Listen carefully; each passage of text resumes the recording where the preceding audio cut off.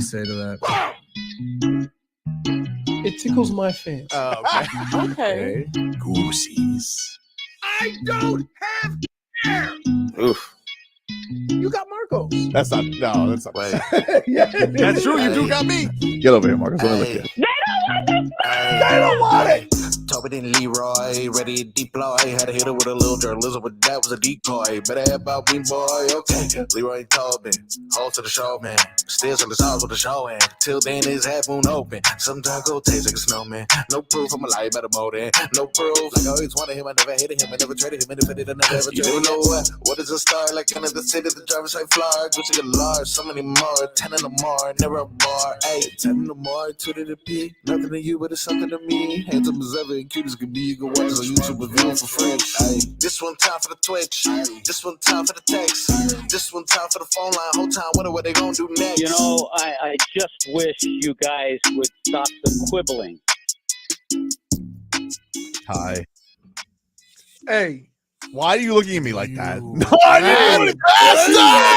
bastard! What did you did I didn't do it. He's gonna say what he wants to say. Wait. Stop yelling at me. You did Hey, this. here's the worst part. I didn't do You ready anything. for the worst part? When you left, it was game ball and game bums. Yeah.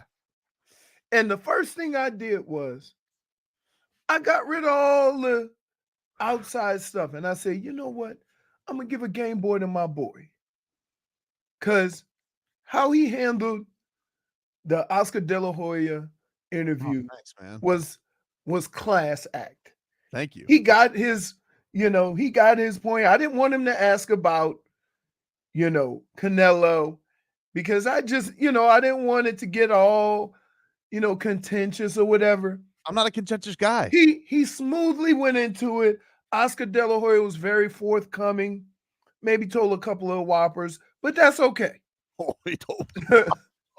And I was highly impressed with the back and forth over a very fragile topic. Yeah. Less than 48 hours later, I get a text. Your boy at it again. What are you doing? I didn't do anything, dude. Wait, I didn't do anything. I Marco. didn't do anything. What are you I doing? didn't ask him what he was going to say. What was the whole point of the question? It was He's gonna less say than what he an wants to say. He's a hour. grown man. You're a chatty. Less than an hour of me giving you a game ball. You blew it. You ruined it. Everybody thinks that I have just started the divorce of the Miami Heat. Everyone's yelling at me. I didn't do anything. Stop. Like, it's not fair. I didn't do anything. First of all, let's be clear. Chatty Patty. What? You're a Let's- chatty Patty? patty. Is that what it is? Let's be clear. Patty Patty Mills? Let's be clear. The question that was asked probably didn't matter because if Exactly. you know, hold on, let me finish. You don't say nothing. You don't say nothing. If anybody knows Pat, you could say, the weather is nice outside, Pat. And he would say, if we could just get some of our guys to play more games. He was going to say what he had to say anyway. Exactly. But here's the kicker. He didn't need a match and lighter to get it going quicker. I didn't know that was gonna. I would have thought Pat Riley doesn't watch like Rock the Bells on Twitter. This man sees everything. What? Wait, you don't think he was ready to talk about that topic when he said when he says his star player need to shut up? Huh? Read the room, Tobin. Read the room. It's right. He was pissed the whole time. I just want to be clear to Jimmy Butler. You can say whatever you want. I mean, I just want to No. you can say whatever you want. I just want to be clear on that. I don't want you to go, please. Wait. The only thing that he didn't say was, I'd be damned if my star player is not playing in a basketball game because he hurt. And there's a commercial during the break of him riding a damn horse. Right. I mean, he was in a wait. Does that have that has to eat at Pat Riley because he's old school. Do I think that Pat Riley loves the fact that Jimmy Butler was in as many commercials as missed games this year? No, I don't think he loves that. I don't think he loves that. I don't But think he loves, and especially see, and here's the problem. Here's how old school coaches think. They don't know when this was filmed. They don't know what was going on at the time of filming, right? right. All they know is my guy is sitting on the bench because he can't play, and I'm watching him on horse. That's all they think of. And they think we should be paying more attention to basketball. And it don't matter what you're doing. I had a coach tell me that. Coach tell me my head wasn't in the game because I went golfing after practice on Friday. I'm like, really? Right? And that's just the way some coaches think. And that's the way Pat Riley thinks. That being said, if Jimmy is in another uniform next year, No, don't say that. No, don't say that. you will. No, that's not fair. No. I'm just calling it like I see it. Why? That's not fair. They have their own relationship and issues that had nothing to do with what I said. I didn't even ask anything about it. Why? Absolutely. I also said this, though, yesterday. Fair. Tobes, I also said this yesterday. You know how he treated D Wade? Mm-hmm. That's D Wade.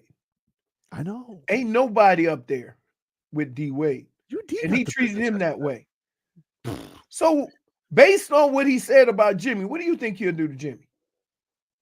I don't think he wants to do anything to Jimmy. I think he wants Jimmy less antics, more basketball. I think that's what he wants. But one has nothing to do with the other. Tell that to him. He's old school. Tell that to him, dude. That's I all don't he's care. old school. The other thing, since we talking about this damn press, The last time here's the thing that's upsetting to me is like my question did bring up the Jimmy Butler comments, which was the lead into my question. But my bigger point to the question was, hey, you watched that series. Did you feel like the gulf between you and Boston, or that Jimmy and Terry would have helped? And if that's what you wanted to ask, then ask it. Wait. Retrospect over Maybe I could have done a different. I would like to call controversy. I would like to call fraud. And No, don't say that. Because and listen, you tried to semantic samurai Pat Riley. I wasn't trying to do it. Wait a minute. If that's what you wanted to know, why didn't you ask that question? Why did you have to have setup? Because his star player was of the opinion that if he was there, the team would be home. I wanted to know if the president had the same opinion. So is Wild Heat Coyote every series that goes Heat and 5. Well, so no, I'm not. Stop. This is not fair. You're a fraud. You're a fraud. Everybody, because you're saying, here's what you're saying. I'm getting harassed. You're saying that was the lead into my question, but you know what you were doing. I didn't know what I was doing, dude. You know what you were doing. You know what you were doing, because if that's not what you wanted, did you want to answer for the second part, or did you want a response for the first part? Because you could have said, wait. You could have did it this way. Pat, you know, I know it's frustrating that the season ended the way you did, but how far, if you have Terry Rozier and Jimmy Butler, how far is the distance between you and Boston? Because Jimmy, Leroy. huh? That is the question right Here's there. the thing, though. And then he responds and he says, and then I say, because Jimmy felt the same way. Here's the thing, though. Not the last time I asked a Pat Riley press conference question. I've interviewed, we've got an interview Pat Riley one-on-one. I've talked to Pat Riley a few times, handful of questions here and there, right? But the last time I asked him a question of that ilk, that also made national headlines because he said, there's always going to be that asterisk. Then he had to come out with a statement about it saying, well, the asterisk is only on the. So I didn't want to go that whole direction. Jordan. And asking in the creepy interview voice made it worse. What's wrong with my interview voice? No, you guys want me out there like wait. You almost did it like a CI, like a snitch. Hey, Pat. That's Yeah, not you true, You dude. know what Jimmy said? That is what he Yeah. said. He said what he said. I'm not sure if you heard what Jimmy said, Pat. But Yeah. Oh my god. Now, here's the deal. Here's the deal. Okay. All that being said, Pat had every right to be upset as an organization about his guys not playing. Yes. Here's the only problem I had with him. It is clear that every time Tyler Herro comes off the bench, he comes in with a different energy. Mm-hmm. Right? Thus making him more productive and the team more productive coming off the bench. To just all of a sudden acknowledge that he is a starter while calling him fragile. By the way, I misheard. I thought that he said star when he said that. I was like, wait. He what? said starter. He said starter, which kind of I would rather you call him a star than a starter. Like you don't have to put flat out. Oh no, he's a starter. But here's the deal. You call him a starter and then call him fragile, which means you already starting the season with 4. We know. Listen, your first reaction is your reaction. You called him fragile. He is not right. I know. Wait. Is he not? No. And then let's think of this. Mm-hmm.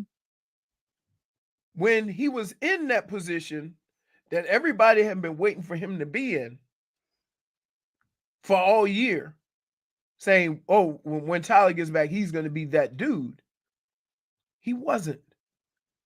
Nope. So how do you, if you're Pat Riley, how do you look at that? I think you're annoyed. I mean, the biggest part of his press conference yesterday was player availability. And then the first thing when he read that, because we getting, Frog Boy did an excellent job of getting us to report. Thank you. And I was reading tweets live. Tweets live. And here's what I took from that. Nobody wanted Tyler Herro. Nobody in the NBA who wanted to deal or work a trade or try to work something out with the Miami Heat wanted Tyler Herro. Right. They wanted anybody else. Well, it's the biggest. I mean, we all throughout the year, the biggest question about this team, because they were going to run it back, was what was that guy going to be? I know what Jimmy Butler can be at the highest level. I know Bam can succeed at the highest level. The only person we know for sure right now is Bam. So let's stop. Fine. You can say stop now. Jimmy Butler, Leroy, whatever you want to say. The guy has been an amazing. Leroy. Okay. His MCL wasn't there at the end of the season. No. He has been more than any other player here, has been their best playoff player. Pat Riley yesterday said he's our biggest needle mover. Even with as pissed as he was, said that. The biggest question on the team, bar none, is Tyler Herro, and still remains not really the biggest question anymore, but honestly, the biggest concern, because you have a monster chunk of your salary cap dealt to him. And by the way, noticed him yesterday with his little busy Twitter thumbs, liking things on Twitter, calling him a starter. Didn't seem to, have any notice of, but I was also called fragile. Right. It's like he lives in Delusionville. You got to do that. Does he? Yes. Really? Because can I just say one thing about an athlete? You only got to BS one person, and that's the pocket you sitting on. If you can trick yourself into being that dude, you'll be that dude. Right? What? No, you won't. That's what Philly Cheese thought. You got it. Whether you are or not, you have to believe it. Side. Whether you are or not, you have to believe it. Oh, please. Okay. You show me an athlete that lacks confidence. Dude, Alec Ingold can't be Raheem Mostert. They play different positions. You know what I mean, dude. At one point, Alec Ingold was tearing it up. I'm sure there was at some point in his life, he's like, he wasn't running. He didn't have 100 and 200 I'm yard sure game. whatever high school he went to, that dude probably that dude probably was had like always a fullback. No, that's not true, dude. I bet you at one point Alec Ingold was like Mr. Montana. I don't know where he's from, but I'm sure that he was like killing. Hey, you think maybe we typecast in here? Mr. Montana? I'm very scared right now. Where is Alec Ingold from? That the fraudulent. Well, he wasn't really necessarily too wrong on that. Green Bay, Wisconsin. Oh! Vindicated. Can I tell you though? Quarterback. Oh, and leading rusher. He was good. Wow. Hey, so and you know what? So here's the deal. Here's the deal. And when you say somebody has been the best playoff player, okay? And I say this all the time, and it's not a knock on the player, it's not a knock, but you're making assumptions that they're going to keep doing it. And at some point they're not. That's just the nature of sports. So as Pat Riley looks at it, right?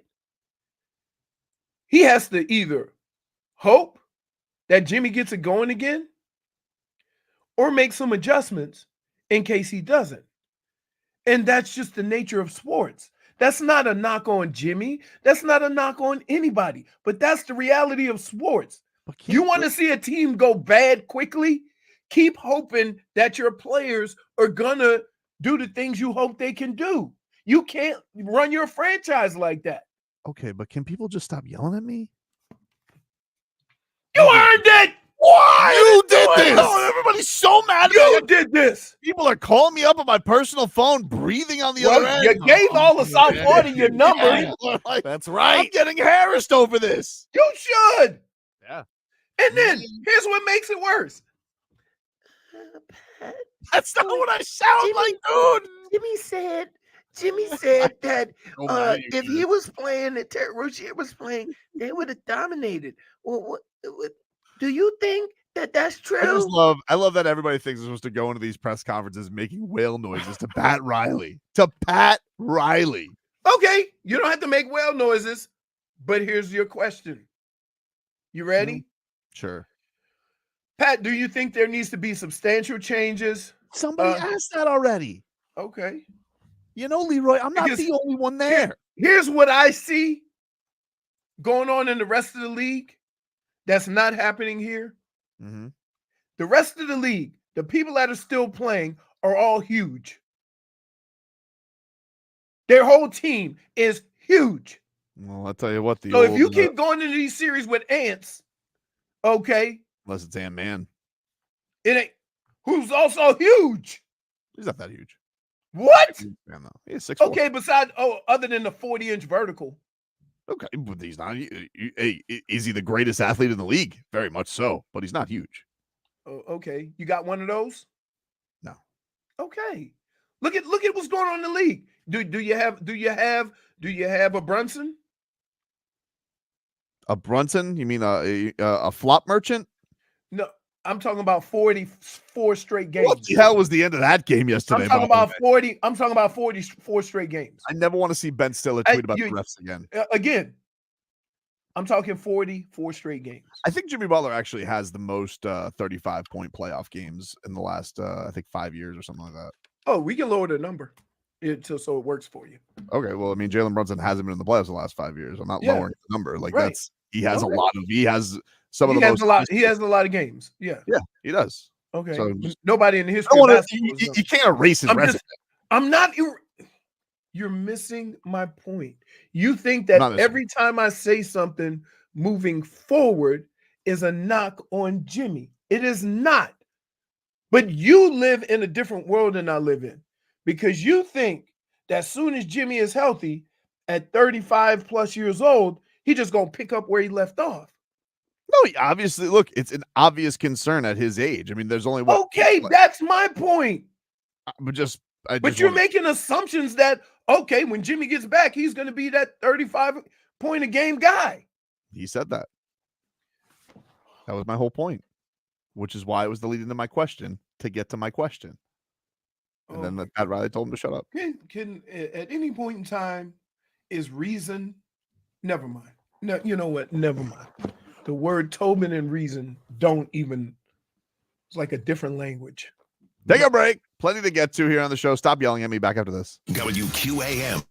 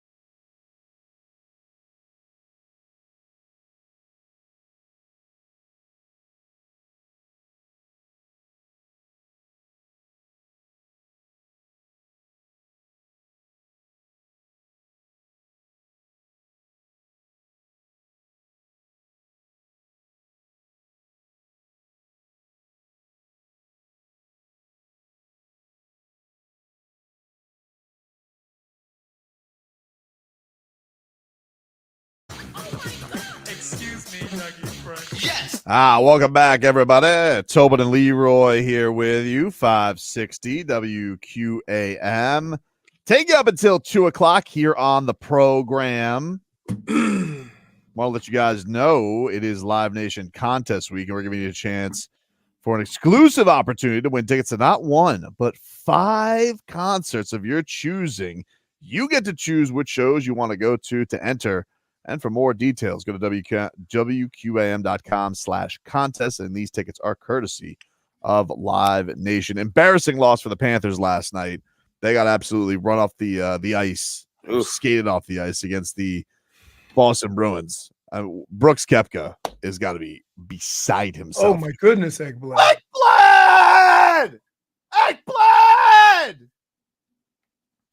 What a bum he was yesterday. Good God. Yeah, I may or may not have had 3 separate bets on the Panthers. Did they all involve Ekblad giving up goals? They did not. But maybe I should have. Maybe I should have gone the over on giving up Ekblad. Dude looked like he was on the take from somebody in the Boston Mafia. It was O'Malley thumbs. Yeah, Leroy talked about this yesterday briefly in Cat Talk and mentioned them coming off of, a crazy overtime game 7 that they were going to be pumped up. We expected them to come out. That's an excuse. I mean, get the hell out of here. You got a week off, and you want to do the rust argument for why they lost. They came out of that game playing well, and Boston took it from them. Yeah. I don't want to hear that nonsense. That's what I was getting ready to say, is that they were playing really good the first 2 periods. Well, the first period and a half. Then all hell broke loose. Yep. Couldn't take care of the damn puck yesterday. Willy-nilly with it. You're gonna come in all laissez-faire because you think, oh, we're the fresher team. That was dumb if that's the case. I know Paul Maurice saying panicking and it's not panic time yet, but Jesus, like that was just such a dispiriting performance. Like, at least keep it close. Like, you got absolutely crushed after taking the lead in that game. That's the killer. Is that usually when this Panther team gets a lead, they may give up a tie, but usually they're going to maintain that lead to some extent. But it was ugly. Ekblad! You're on notice, dude. Whoa. He is. I'm tired of this One nonsense. game? Enough of it. Yeah, 1 game. My God. And now you know why so many people are harsh on you. Listen to you. Oh, okay, dude. You know what? I'm sick of coddling people. I've been waiting for Ekblad to turn it around his entire career, just like we have with Tyler Herro. It's enough with the kid gloves around. So you're saying Ekblad is Tyler Herro on ice? Ekblad! Oh, sitting here, we're all like, we're looking at people like, who's holding this back? Everybody's always keeping up their end of the bargain. Who are we always wholly disappointed in? Ekblad, been a Panther since he was like 14 years old. Tell me how you really feel. This is pent up. Dude played there with Billy Lindsay. Like, enough. He's been a Panther forever. And every time we're looking at, hey, what are the shortcomings here? Oh, it's Ekblad again. And it's like, Paul Maurice is like, well, he's a Florida Panther. We love him. It's like, yeah. Damn, dude. You owe me redemption, Ekblad. Tired of this. I had to look up his plus or minus. Like, you're making me feel like he was the sole reason we lost yesterday. He was the sole reason they lost yesterday. 5 goals in a row. Yeah, dude. Yeah. Wow. He's sitting here. He goes, who wants an assist? You, Pasta Man? Here you go. Pasta Man. You might have wanted to look under his jersey. He might have been wearing a B under there. Ridiculous. Wow. Here's the typical. Let me take you through Tobin's world. Tobin trying to get that stink off of him. No, that's not fair, dude. That's not all right. Yeah, so he said, if I can get this stink on somebody else, it won't be on me. Now, all valid points about Ekblad. But you coming out pretty hard. I'm going out hard against the guy who sucked yesterday. Why can't we just say it? All right, make it up next time, but it's just like, maybe this Brooks Koepka had a point. Wow. This is This is interesting. Hold on. Let me get this straight. Yeah. You No, guys are sitting here I'm- backing Ekblad? I'm not No, backing. not backing him, but I'm I'm not. pretty sure I saw him in the Wait. valet as a traffic cone out there. Oh, Pretty sure I saw him out there you were keeping up so some bad. VIP spots. Did he have valet only? Yeah. On this traffic cone? When Brooks Koepka trolled him with the code, you were mad. You were mad at Brooks. Maybe he had a point. Oh, now you Had a changed point. dude. You know, Brooks won a major since then. You know, maybe he had a point. Oh, okay. Seeing things differently now. Okay. Oh. Bad performance, though. Bad performance for sure. So, I mean, I get it. You think Paul Maurice feels the same way? Makes any changes? I think he's gonna. Nah, I go don't to think his team. so. I don't think I think so. he's gonna go to his team and say this. You've had some time off. Now you know what the level of intensity you need to play with for 60 minutes. So I expect nothing different. Yeah, I'd be like, hey, dum-dums. Did you guys think this one was going to be easy? You're taking on a washed Lightning team? No, you're taking on a team that we came back from 3-1 last year. They're So pissed. they got a little red ass. Yeah, they got a little red ass, dude. All right, we got a bunch of baboons on ice out here, ready to come after us. All right, like spider monkeys, dude. How about when they had 6 men on the ice and their coach is like, I can't believe this. What can't you believe? I guess he can't comprehend counting. I guess. And it wasn't even close. I mean, they were skating willy-nilly with the one-man advantage. Got their ass lit up. Dude's throwing the old okey doke on Bob with the backhand. I'm like, Jesus. Oof. But the fact that he was even there to make all those moves Oh, is yeah. part that is more. They got Bob, more breakaways Hey, than and Bob, do me a favor, dude. Hey, keep the goaltending, okay? You're not out here starting the flying V. Don't, all right? don't. Enough going. No, I don't. can say this because I've had his back the entire time. Yeah, Nobody's I believe backed you. Sergei Bobrovsky more than me. Okay, I've had sit downs with the man. he's Really? trying to lead him. He's trying to lead the fast break like Kevin Love. Yeah, like enough, dude. With the outlet passes, like let's go. Get to the bobberies. That's what we want. Enough of this. Everybody's out there all out of position. Boston, they barely just got done with taking care of Toronto. You guys are sitting here. You would have thought you would have looked a little bit more organized and gathered. But apparently you guys came in like a bunch of Garfields, huh? Wow. Different kind of logo, different kind of cat fever. We had fat cats last night, not our cats. I don't want to see that nonsense again tomorrow night. Can I just say this? This is not a good look for you. What do you mean? You had that stink on you for about 12 hours. I don't like the fact And that the fact that you are now lashing out Lashing out. I don't on like the the fact that Panthers, who lost one game in a deserve lashing. 7-game series. they deserve lashing in their barn though. Okay, all right. 7-game series though. You don't let another horse poop They in your came barn. back from 3-1 last I year. don't care. I understand, but you can't. Oh, can't you was say getting ready to say you don't care, and then I was gonna go back to the Jimmy thing. So No, you look. stopped yourself. I care. I care very much. But the thing is like, what do you think this was? You thought this was going to be easy? They were going to be, oh, we're so tired. Boston's going to come in. Oh, Now they know. so tired, Panthers. Now they know. Now they know. You don't let another Okay. horse poop in your barn. Yeah, you don't let another horse poop in your barn. You got to Oh, take boy. care of your barn, dude. You got to Marcos, muck your own stalls. Yeah. Marcos, Yes. he is on a different level ever since everybody got on him. Seeing this Mm, nonsense mm. over Twitter. Oh, it was a very hot day in Florida. The ice isn't at great quality. It looked fine for Boston. Who said that? I saw it all over Twitter yesterday. People were bitching about the quality of the ice of the game.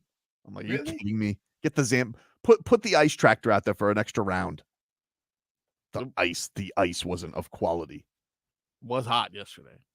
I understand it's hot. It was a little hot. Turn the AC down in the old ABA. Just saying. Just saying. The ABA. Dr. Boggin says saw Ekblad eating lasagna on the ice after one of those goals. Oh, You know what? Not surprising. You want to know what Garfield also hates? Mondays. oh, he does. That's true. Oh, are you done? I can't believe you trashing the only hope we have left. Lose to the ball. I Wait, just wait. lost to Boston in 5 on the court. Now I got to lose to him on the ice. Wait a minute. This. So let me get this straight. We This is our only chance at a championship left. And you have trashed them like they're the Marlins. Oh, let me just. It's just what's one more- game. It let don't me ask- matter how bad you lose. Can I just ask a simple sports question? What's more unfair in sports than Shohei Ohtani versus the Marlins? Is there a bigger mismatch in all of sports? Dude, it's Shohei Ohtani against anybody. Oh, I know, but put him against anybody, but put him against the Marlins. He's just like, oh, can I parlay this today? Dude, it's amazing too because he ain't even healthy. He's still got that elbow. He's unhealthy. He leads the league in home runs and batting. He's hitting 370.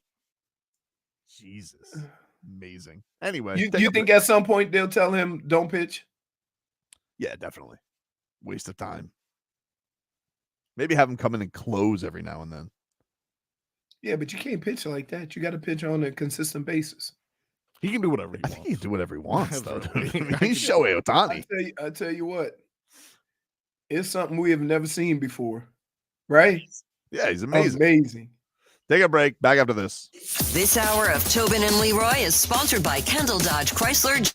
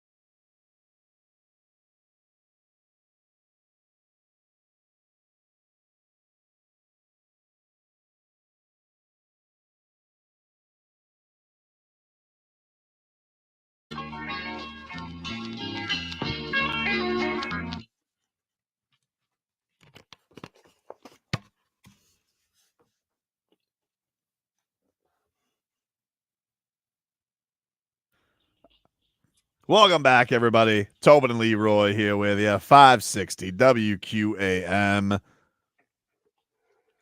Take you up until 2 o'clock here on the show. Finally getting my sea legs back after from Vegas. I feel normal again. Oh, come on. Don't talk about it on first take. Oh, look at this, dude. No, you don't got to talk about it, dude. Look at this, son. I will tell you one thing about that Pat Riley, though. When he looks at you, handsome. Still. Handsome, dude. Nobody wants to hear that, you fraud. Oh, what did I do, dude? Huh. Oh, my God. Oh, no. Stephen A. Wow, I'm both ESPNs right now going in. Stephen A. is going to say, like, my sources are telling me Jimmy is not happy. Oh, man. Yesterday, May 6th. Now, question. Yeah. And this is what Pat Riley said, if I'm not mistaken. Yep. Before the season, he had conversations with Jimmy's representatives. He did. And He said he did reveal that was to me, honestly, and I think that's why we are where we are. That was the juiciest, I thought, the most juicy reveal of the entire thing, because Ira had asked. This isn't a all of a sudden thought out of Pat Riley. No, it's not, because it's been a thing with Jimmy's. It's been a thing with Jimmy the entire time, and he was asked about that by Ira. Ira was asking about the contract or their stipulations, and he goes, "Damage is done, my friend. Already been there with this whole internal thought of approaching Jimmy with X amount of games in mind. And how did you feel this season? Just when I believe the third game of the season was missed for rest. There were illness times when he missed games. Can you just let us know how you feel about those moments? I know in the moment you stay, out of the picture because Spo is coaching, but now after the fact, how did you feel at those moments to see the missed time, sometimes in crucial games? That was discussed prior to last year. We had a discussion with his agent about that. That was discussed thoroughly. And so there's a gray area during the regular season. And as I mentioned, as far as, what changes is that, when it comes to player availability, I'm just going to, go on a little bit out of the box here. This whole injury reporting stuff that we have to do night in and night out, day in and day out, Tim, and, getting the accurate things. I can remember there was a time when we never reported any injuries because you then became a target. If I was coaching against somebody who had a bad shoulder, I'm going to run them off picks all the time. If I'm somebody that's coaching against somebody who's got a sprained wrist, hard fouls on that wrist. I mean, it's just, so we never like to talk about injuries because we felt, one, it's an excuse, and two, that why give the opposition the ability to possibly re-injure a guy who's playing hurt, So, from that standpoint, I don't understand the 65-game rule. I really don't. I know it. I know why they did it, but I don't understand why they said it's okay to miss, at least they're auto-suggesting to the players and agent, it's okay to miss, 17 games. And to me, that sends a message that it's okay to take a little more time, maybe to get to be 100%, when nobody in this league is 100%. Nobody is. And then there's the injured players, the guys who really are hurt and debilitated, and they take a long time to recover. So that was discussed, Ira, but I won't tell you what came out of the meeting. That was nothing. Yeah. Oh, apparently we know what came out of the meeting. Jimmy Butler still missed a lot of games. By the way, Ira did speak to Bernie Lee after this press conference and Jimmy's agent. Mm-hmm. And he said, quote, taking issue in games in which he played is just not reality. Bernie Lee said to the South Florida Sun Sentinel by phone when contacted shortly after Riley concluded his media session. Quote, this past season, we had a conversation at the start of the year just with some things, just with some of the changes, the rule changes in the NBA, the priority that was to be placed upon to participate in every game that he was physically able to participate in for And I can tell you that he lived up to that commitment. Jimmy missed 22 games this past year for a mix of personal reasons and injury. If there was a game on the schedule that Jimmy was healthy enough to participate in, he did that. He played in a number of back-to-backs and it was of the utmost priority to him that he did everything he can to be available. Then he goes into dives into some numbers about all the minutes that he played. He did a good job, this agent. He brought the research. Okay. That being said, okay, he played 50 games. 60 right? games. This year he played 60 games? Mm-hmm. Okay. He played, 60 games. You're right, 22 games, 60 games. He played 60 games. If they feel that he played every game that he was able to play, that's fine. But then you're going to ask Pat Riley, who has a problem with that, to give him an additional year for $60 million. At 37. At 37. You see what I'm saying? Like, you can have all the reasoning in the world, but the people that are paying you just have a bottom line. And if you've already emphasized the most important thing to him at this moment is availability, then you can't go ask that man for an extension. You're going into a situation where, yes, no one's here debating with Jimmy Butler. Jimmy Butler has been a warrior for the Heat, played on a hurt MCL. He played, very shorthanded in a finals.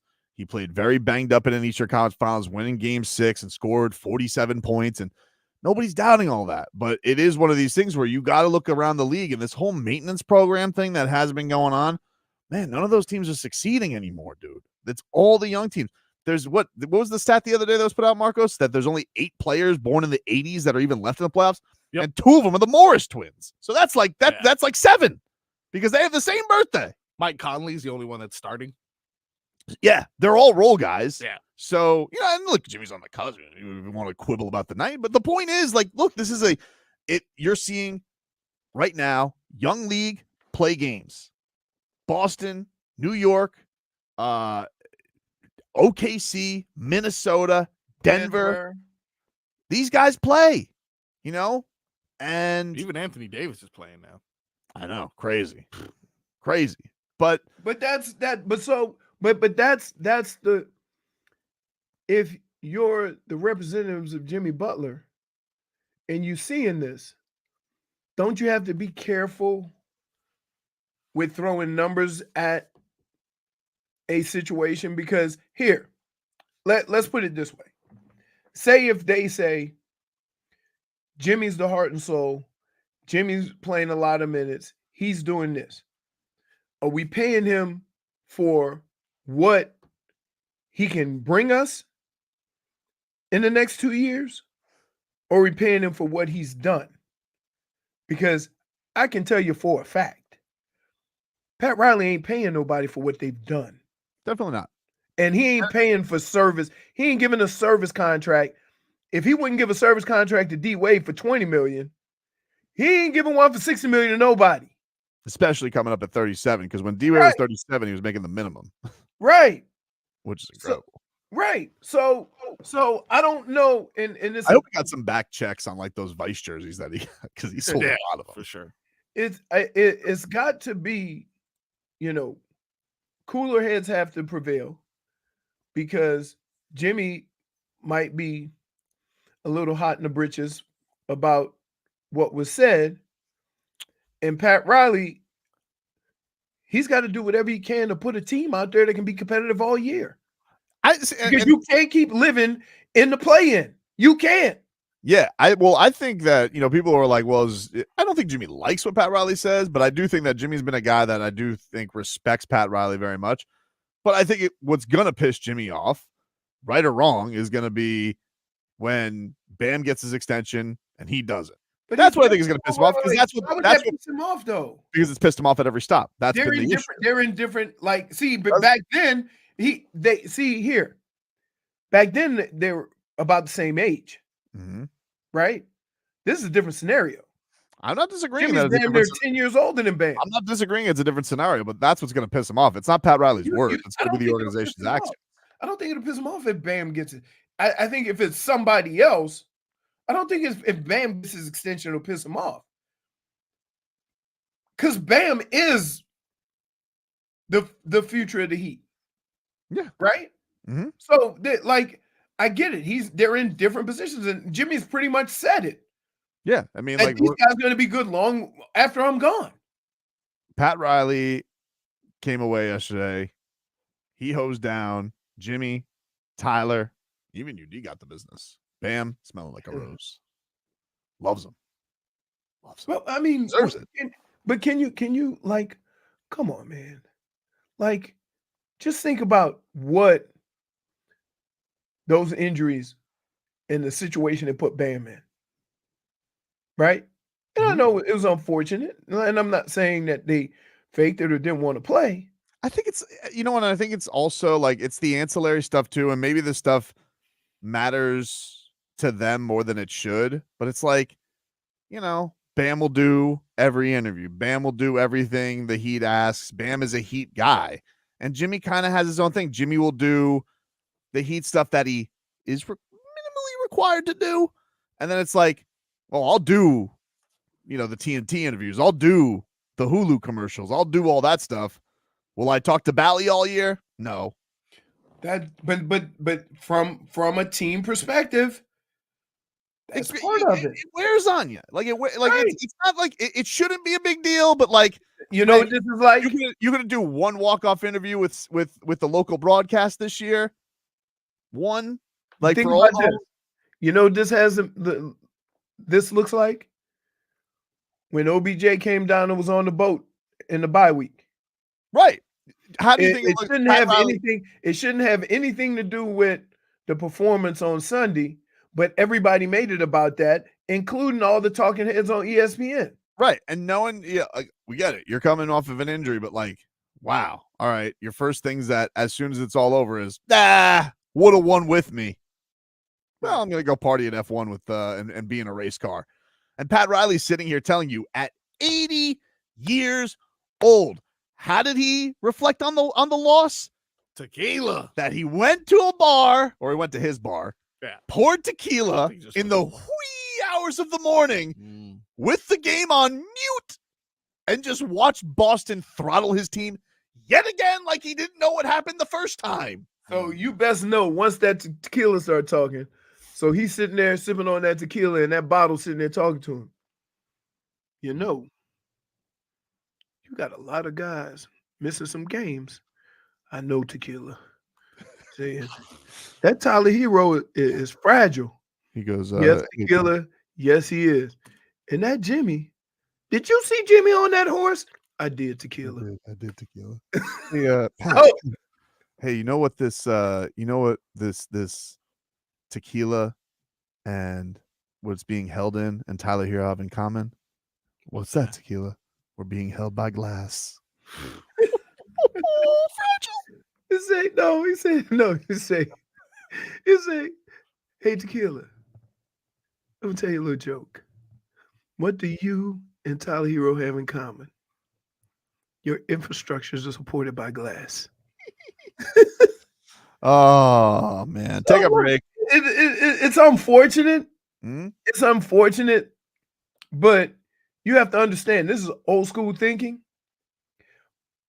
But present day school thinking is when you look at all the teams that are currently playing and look at all the games played, you can't even evaluate your team with the amount of games missed by your players. You can't. You don't know what you have.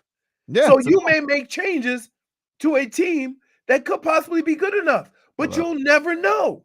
Well, that was the one thing I got. Was like, hey, listen, if he's trying to sway me on no major changes next year, you got another thing coming, Godfather. I hope he's lying. Back after this. Listen to WQAM for Cat Talk.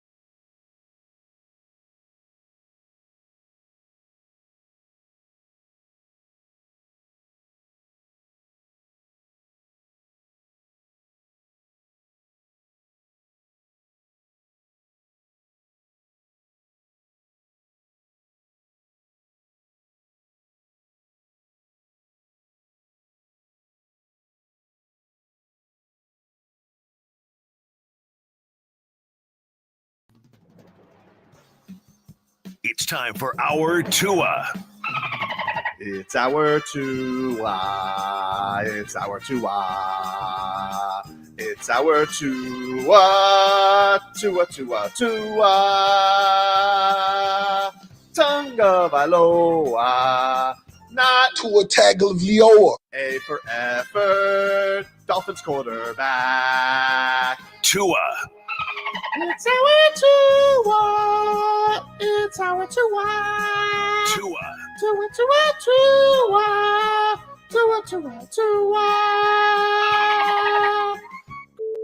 Can go to hell.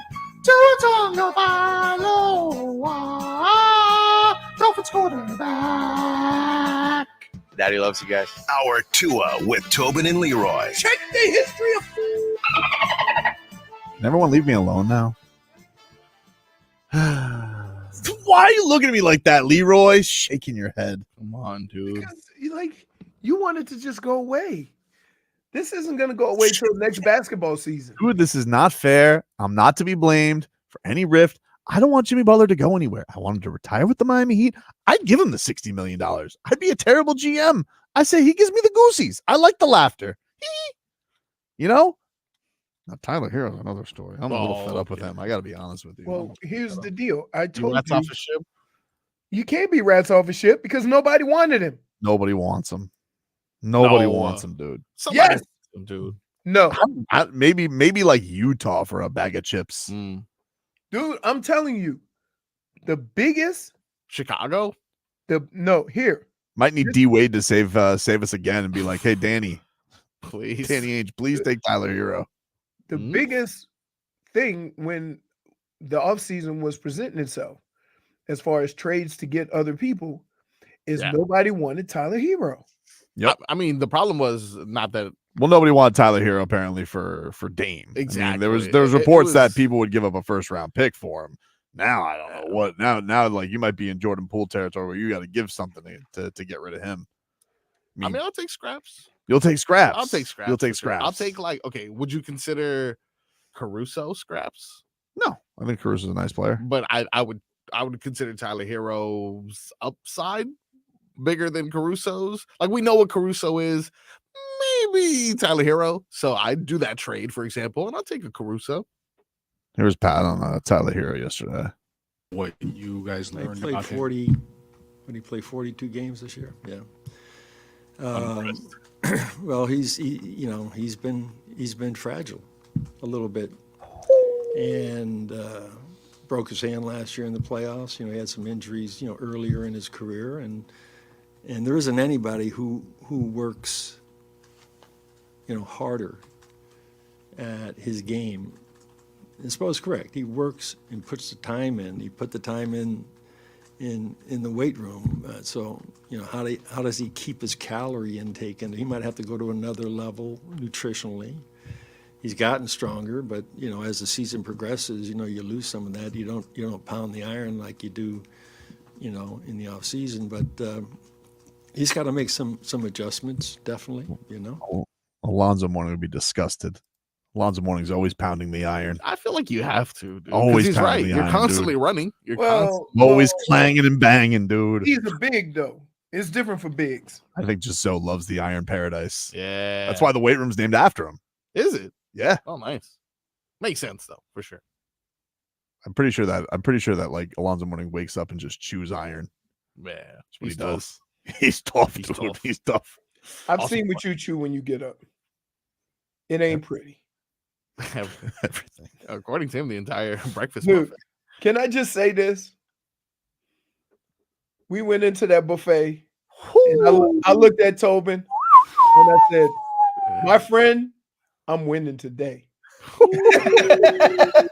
Leroy, did he tell you guys yesterday he salad shamed people? He did. He did. Hey, wait a minute. You kidding? Wait. These two black dudes went way over in the corner, and they filled up a whole plate with salad. And they walked by me, and I'm like, who the hell are y'all kidding? You don't go to no buffet and get a salad. No, not no He $40. said, I'm going to start with a salad. No, you not. You ain't going to get them unless you get them with meat. Headlines brought to you by the new Palmetto Ford Truck Super Center. Why buy your truck at a car store? Palmetto Ford. We know trucks. Warner Brother. Oh, He says, Pat said no major changes. Who are you fooling, Pat? Look at the Timberwolves. They look like they're going to win their first championship. Dude. Hey, let me just tell you something right now. The one thing that I don't want to, I can't accept as truth because I'll be furious, and I think all Heat fans will be. yeah. Rudy Gobert. No. Run It has into nothing. that. It has nothing to do with the Wolves. If you see, there was a lot of talk yesterday about, we got to go into deep dives. We have to look into a lot of things. We got to get control of the things we can control, and we got to, wonder about the trainers or outside sources, and maybe, only 6 out of the 8 teams that are in the tax are even left in the playoffs. Hey, man. No, 6 of the 8. No, 6 of the 6 8 are out of the teams are playoffs. out of the playoffs. Out of the playoffs. The only teams that are left are Denver, who are down 0-2, and Boston. Let me just say this, Pat, Mickey, Spo, I got your deep dive for you.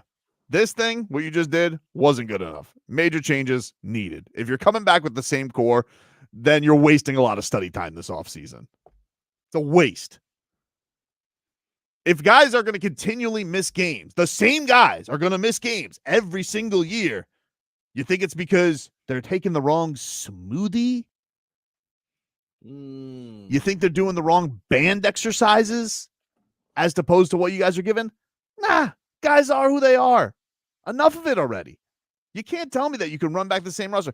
If you try and sell that to the fans again, another year running it back, you might as well just blow it up. You might as well, because you're going to bang your head against the wall here with the same issues that were here this year. We're going to be here the next May talking about the same damn thing, because everyone's just going to be a year older, a year richer, a year madder.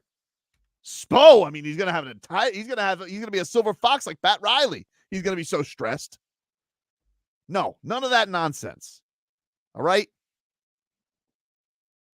Garbage. I don't want to hear no major changes are needed. Are you kidding me? Yeah, no. After getting waxed like that this year, another year wheezing in the play-in?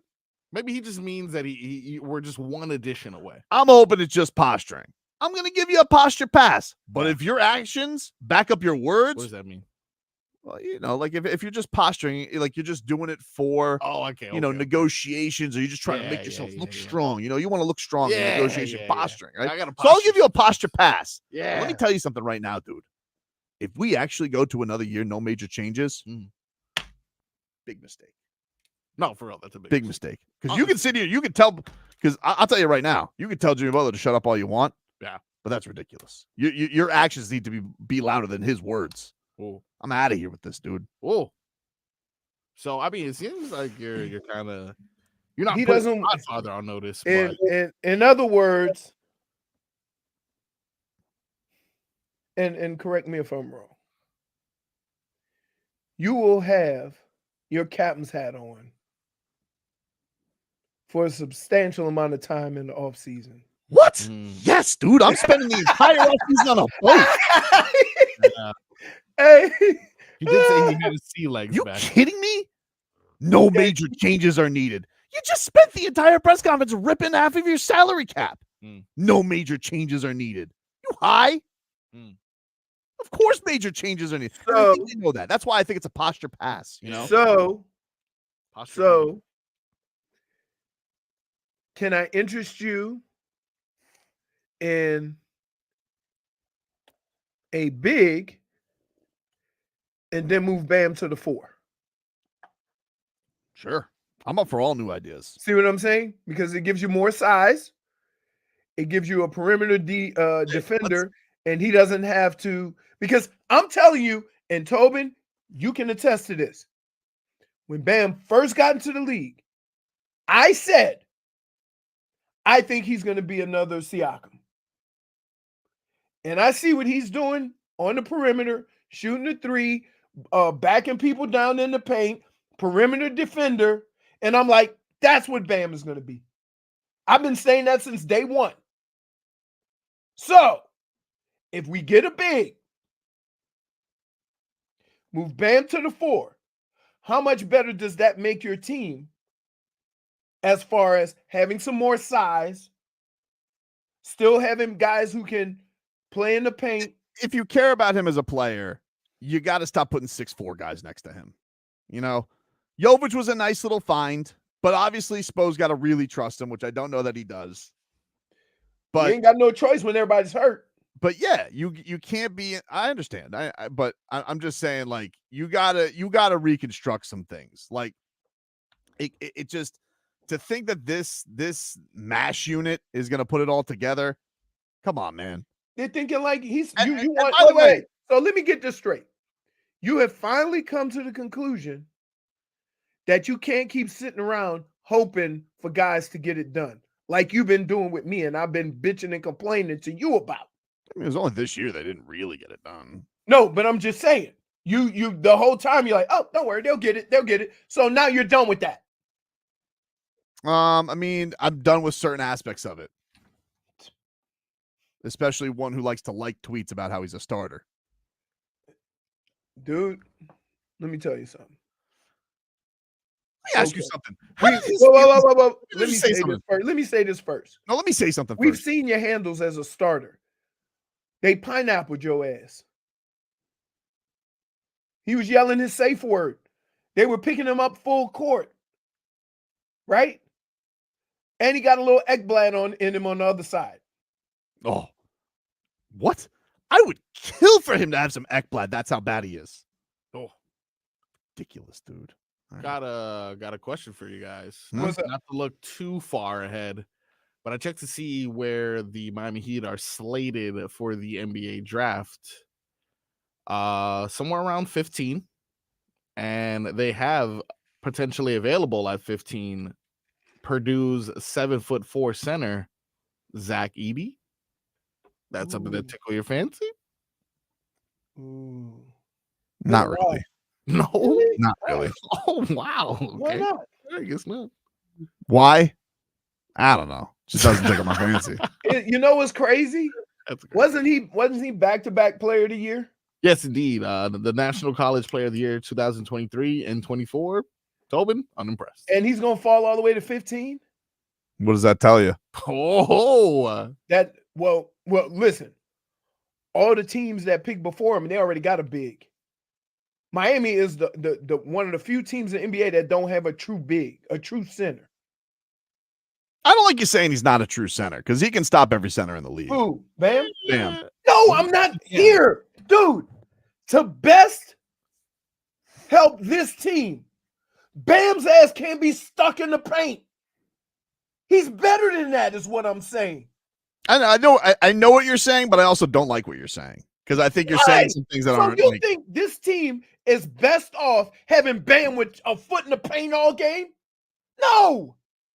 That guy's as athletic and as mobile as anybody else on the floor, and you got him playing center.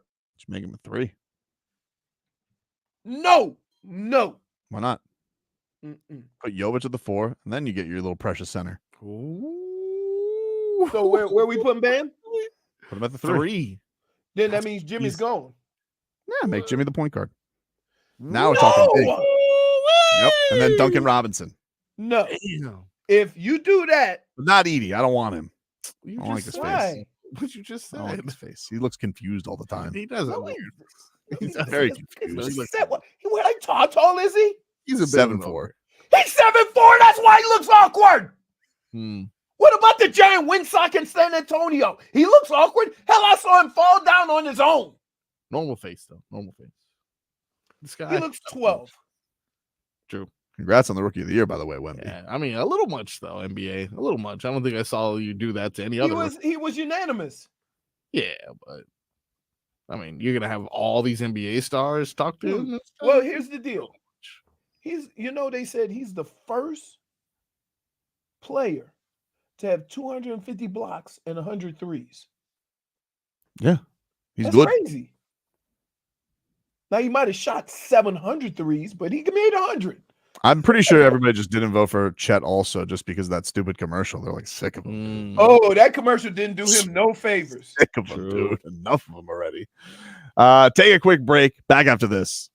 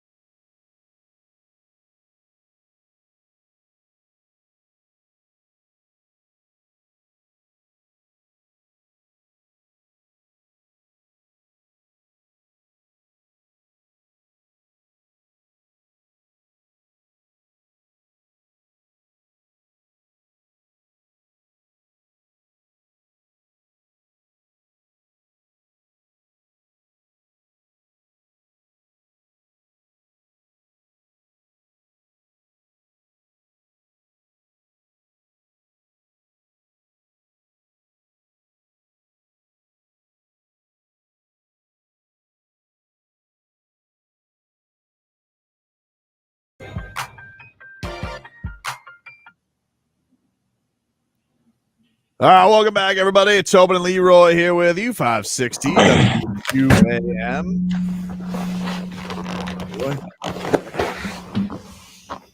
You ever wonder how like all the sounds around his room are louder than he is sometimes? I actually know why. There's a setting on the back of his microphone where you can switch it to where audio picks up the entire thing or just in front of the microphone. And he hasn't switched the setting, and I don't even want to go. Hold on, let me see if I can fix it. Ready? Ready? It's called Leroy fixes technology on the air. Ready? Ready? Is that better? Let me see. Snap behind the microphone. That's what I'm doing. Oh, are you? I didn't hear that. It has like 5 different settings. All right, now shake some ice around the microphone. That'll be the. Oh, it's way better. Actually, that is way better. Okay. It's way better. Something going on. So it's just. Yeah, but don't lean back. Don't lean back far away. I'm not gonna lean back. Stop. Listen. Don't get that stink that's been on you all day. Try to put it on me. It's not fair. I don't deserve stink on me. You know what you did. I didn't do anything. Just because Pat Riley told Jimmy Butler to shut up. You've been trying. Wait. You've been trying because guess what? Even last night, he came in hot on Ekblad. Oh, you tried to do he deserved it. He deserved it though. Everything, and you don't. No, what did I do? You're the reason why the Heat gonna break up. I'm not the reason they're gonna break it up the band. Jimmy Butler had said, if he was healthy, that Boston would have gone home. I know it's tough to live in hypotheticals, but if he was able to play and Terry was able to play, did you feel like the gulf has gotten way too big with you in Boston, or if you had your guys, that it might have been more competitive? We played, I've been involved in competition in the playoffs against certain opponents that turned into hate. Even since we've been here, I hate to use that word, but the competition gets so tough that you don't like one another. And so we played Boston 4 times, I think, in the playoffs since Jimmy's been here. So, you do develop some dislike for the other team, but they are this year, I think, the best team in the league with the best roster in the league. They made some great moves. Brad Stevens did a great job in getting Holiday and Porzingis. They built their bench a little bit differently. Oh.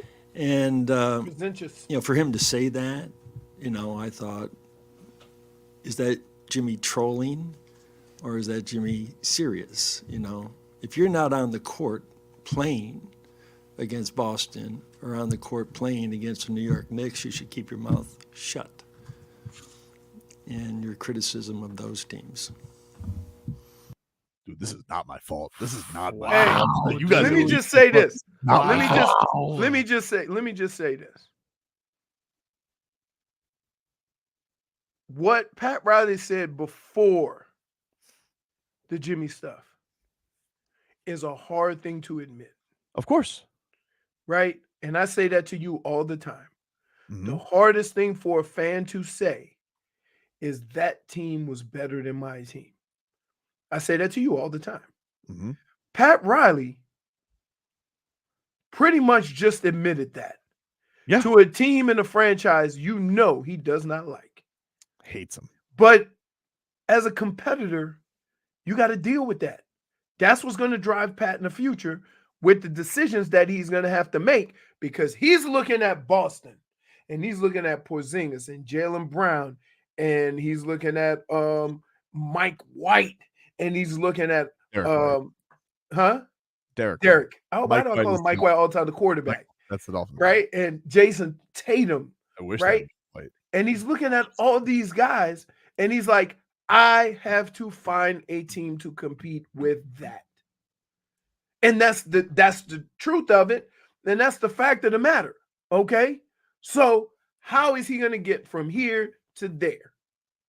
D. Matthews puts it well, where he says, Tobin tried bringing the silly sauce, but got real sauce instead. Oh. Yep. That's what I wanted. Hey, Pat, put some barbecue sauce on them ribs. Sweet and spicy. I didn't even know Pat Riley knew the word trolling. He knows everything. He knows everything. He knows everything, dude. He knows everything. Yes, but it's one of these things where, like, I think that Jimmy Butler was walking off the court last year, like going down the tunnel, like past the press room, and he was going, best player in the world is back. Yeah. Like this is a man who is very, very confident, but I think is also maybe bought into the mythology a little bit. And I think Pat Riley's saying that's like, okay. I tell you that all the time. You but- got to go on the floor believing that you are the best. If you can't, you ain't going to play to any level close to that you can. but you can't just expect you're going to roll out of bed and be that. And I think You that's did. Well, yeah, I'm me. You did. Okay, but I'm not Pat Riley. No. You thought Jimmy was going to do it. And I was loud right last year. Okay, but oh my God. Do you not understand why I get so mad at you? You're gonna keep paying Jimmy in hopes that he rolls out of bed and gets I it would going definitely again. keep paying Jimmy. I love Jimmy Butler. I want Jimmy That's, Butler. no, listen. I also want to be clear. You loving Jimmy Butler and me loving Jimmy Butler has nothing to do with what we're talking about. That's the problem. I also want to be clear that I do not want him to keep his mouth shut. I like when Jimmy Butler talks his bleep all the time. And also, You're impossible. How am I impossible? Because you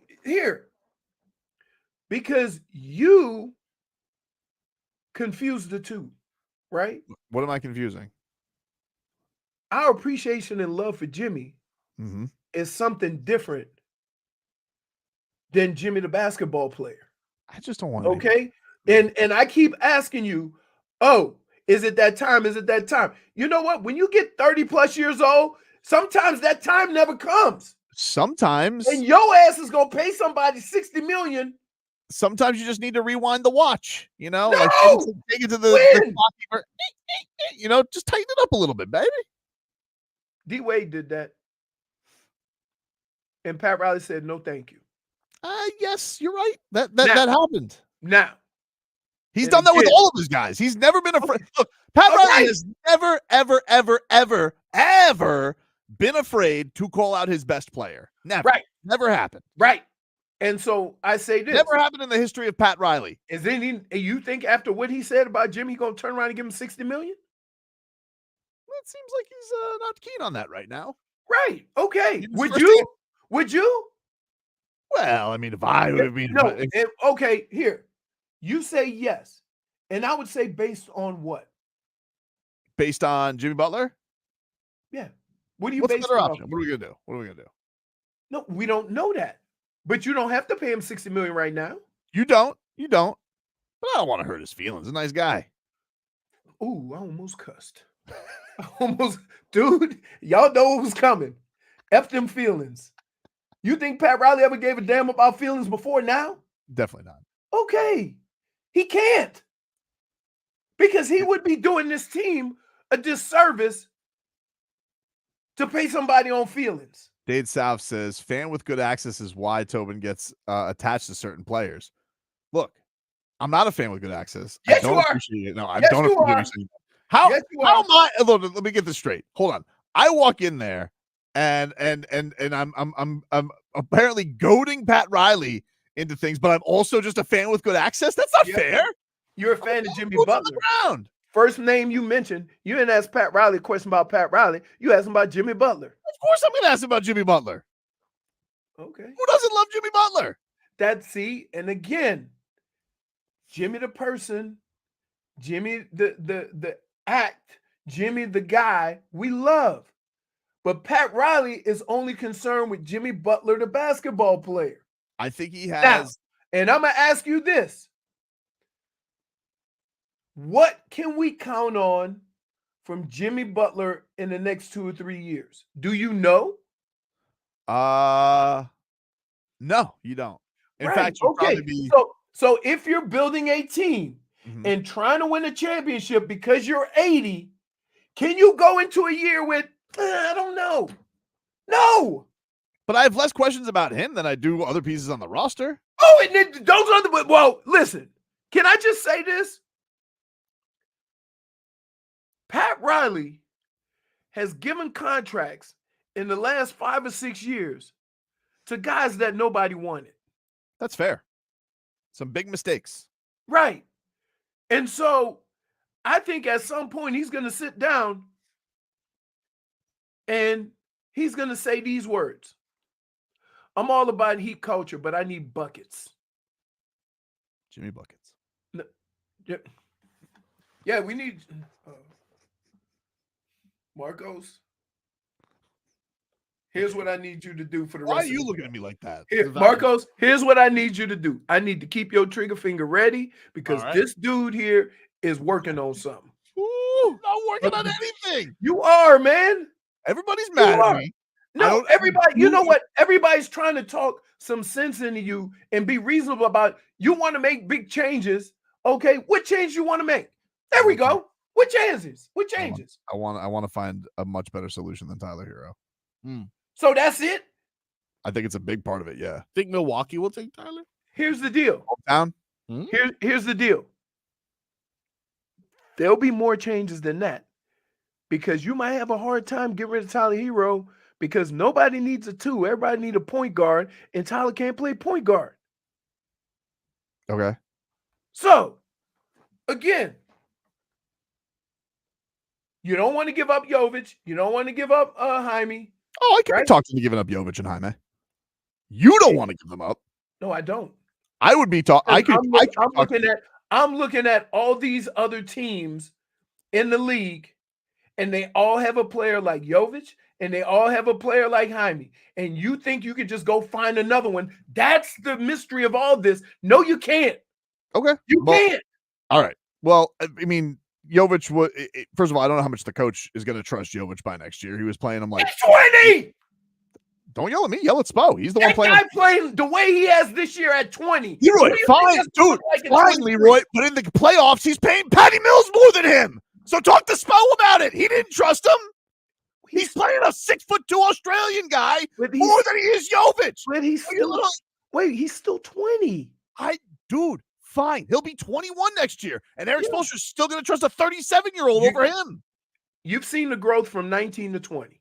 I've seen growth. Okay. But to say that he's untouchable when he's getting more minutes, when he's getting less minutes than a dude who's washed and can't make a bucket, you can either have an issue with the coach of that or not, but that doesn't make you untouchable. Sweetner. Okay. Like, again, I'm looking at the guy. I love the player, but he's not untouchable. There's only one. Dude, there's one guy on this team who's untouchable. Bam. That's it. That's it. Okay. Jimmy's untouchable because I don't think anyone's trading for him. I don't think anybody's trading for him. And that means Tyler's untouchable because we already tried that. Well, they'd have to get crafty with that. But I would like that to be. Tyler's a throw-in. Sweetner. Wow. Did I just say this? That dude Sweetner changes every year. Last year was Jaime and Jovic. Sweetner, right? This year, we're going with a little almond milk. Sweetner. So here's the deal. Focal point of trade. Here's the deal. Yeah. Where Jovic is right now at 20, right? At that size and that ability to handle the ball and shoot the three, in 3 years or in 2 years, he's going to be a player, right? And to trade that, and keep in mind, the only thing you're trading for is bona fide scores right now. You ain't trading for prospects. You got to have some of those guys on your team. You have to. You can't just scrap all of your youth. Everybody on the team is damn old. Have you seen some of the players in the league right now in the playoffs? They're all these teams are young. Leroy, if Cleveland asked for Nikola Jovic for Donovan Mitchell, and he played 15 minutes a playoff game, and Donovan Mitchell is winning playoff series by himself, you got to make the trade, dude. I know. I'm not Hurts. stupid. I'm not stupid. Hurts. Okay. I don't want to. I'm not stupid. But can you throw in a Mobley? You want a little sweetener? Yeah. I want some dark. I want some caramel. I think your sweetener might be getting Max Strus back. I think that's your sweetener. Really? I don't think they're giving up Mobley. I mean, we'll take a break. We're way over. We'll take a break. Damage is done, my friend. Great game for today. Yes.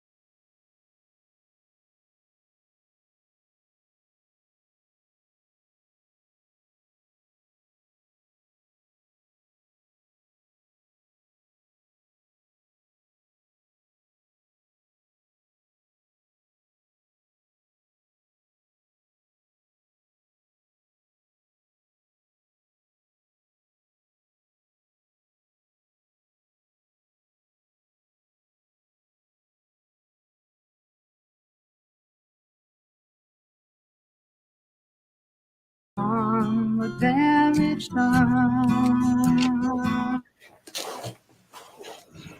All right, welcome back, everybody. Tobin and Leroy here with you, 560 WQAM. Take you up until 2 here on the program. Let's get to our favorite Tuesday game. The damage is done, my friend. Damage is done. I'm going to not do me because I feel like... it's coming. It's coming. Don't worry. Mine goes to Ben Simmons. Whoa. I don't know what the hell this was. Yesterday was the Met Gala, and that is when people dress like idiots and go to the Met Gala, which I've been to. I've been to the Met before. I'm very, I'm an artsman. And you didn't go to the Met Gala. You've been to the Met. I've been to the Met, but it was basically the same. I'm an artsman, and so besides the people in the event. Yeah, but as an artsman, the most important thing is the art, and these people aren't there about the art. They're there to be seen. And this Ben Simmons, I don't know what did he show up like as Alice in Wonderland? Like, what is this outfit that he has on? Yes, it is Flavor Flav mixed with a butler. He has a suit with a flannel shouldered trench coat that is completed with a briefcase that has a giant clock in it. Yes, the old Sherlock Holmes.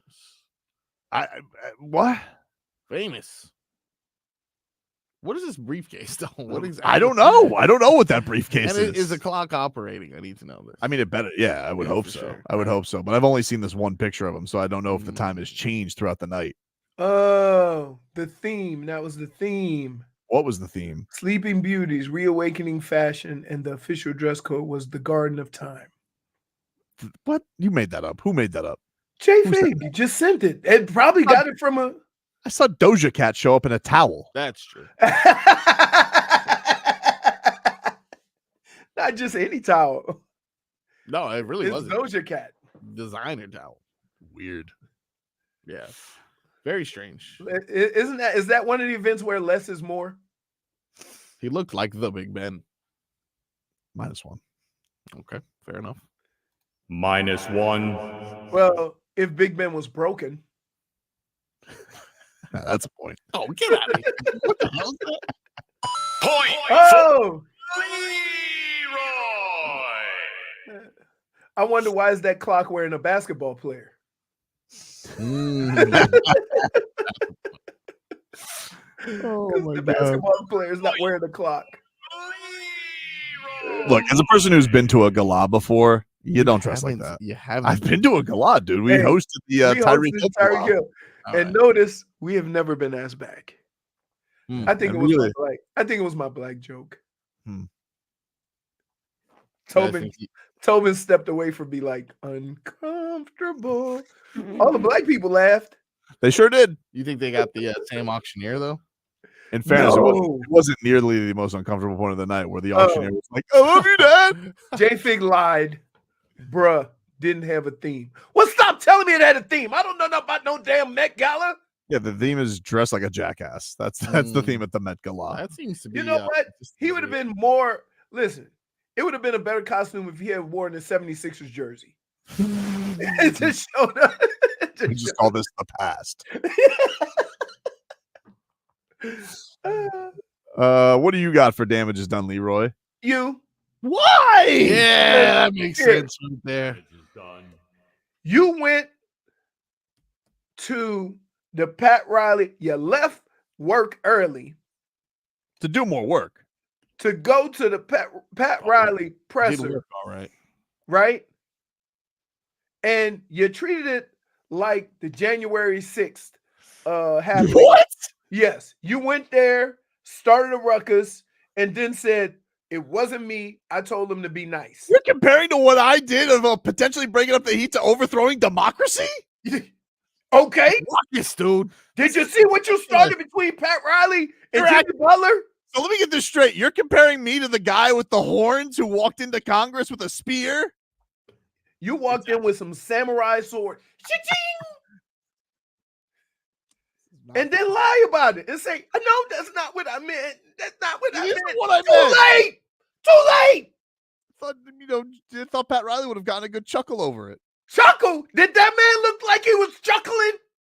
No. Not in a chuckling mood, dude. Does chuckling say, shut up? Does chuckling say that? You sip tequila at 2 a.m. at 80. Right. Oh, he's 80?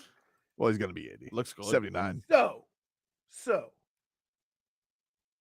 I think this is unfair. I'm taking too much blame. You went in there, and I think that's why you drove down there. He went, let me tell you, Marcos, let me tell you about my guy. He went down there because he knew he had a heater. I didn't have a heater. He knew he had a heater. Ooh, that wasn't even the question I was going to ask. I know, but you said somebody already asked my break them in question. So I got to throw the fastball right away. And you threw it, and now all of a sudden, I wouldn't say I was in I wasn't in the top of the rotation. Like I was more like Burke Badenhop. Like some pitches had already been thrown in this, and they just needed some long innings to get back to. So you were the setup guy? Kind of, yeah. I was like a setup guy. So you asked the question that spurned on 75 other questions. I'm kind of like the submarine pitcher. They're like, oh, I didn't see that one coming. So you get like one batter that's off balance. I think you went there with your one question. I did not go there to cause chaos. I did not mean to cause national headlines. Hold on. I didn't mean to. At what point are we not going to believe you when you say it every year?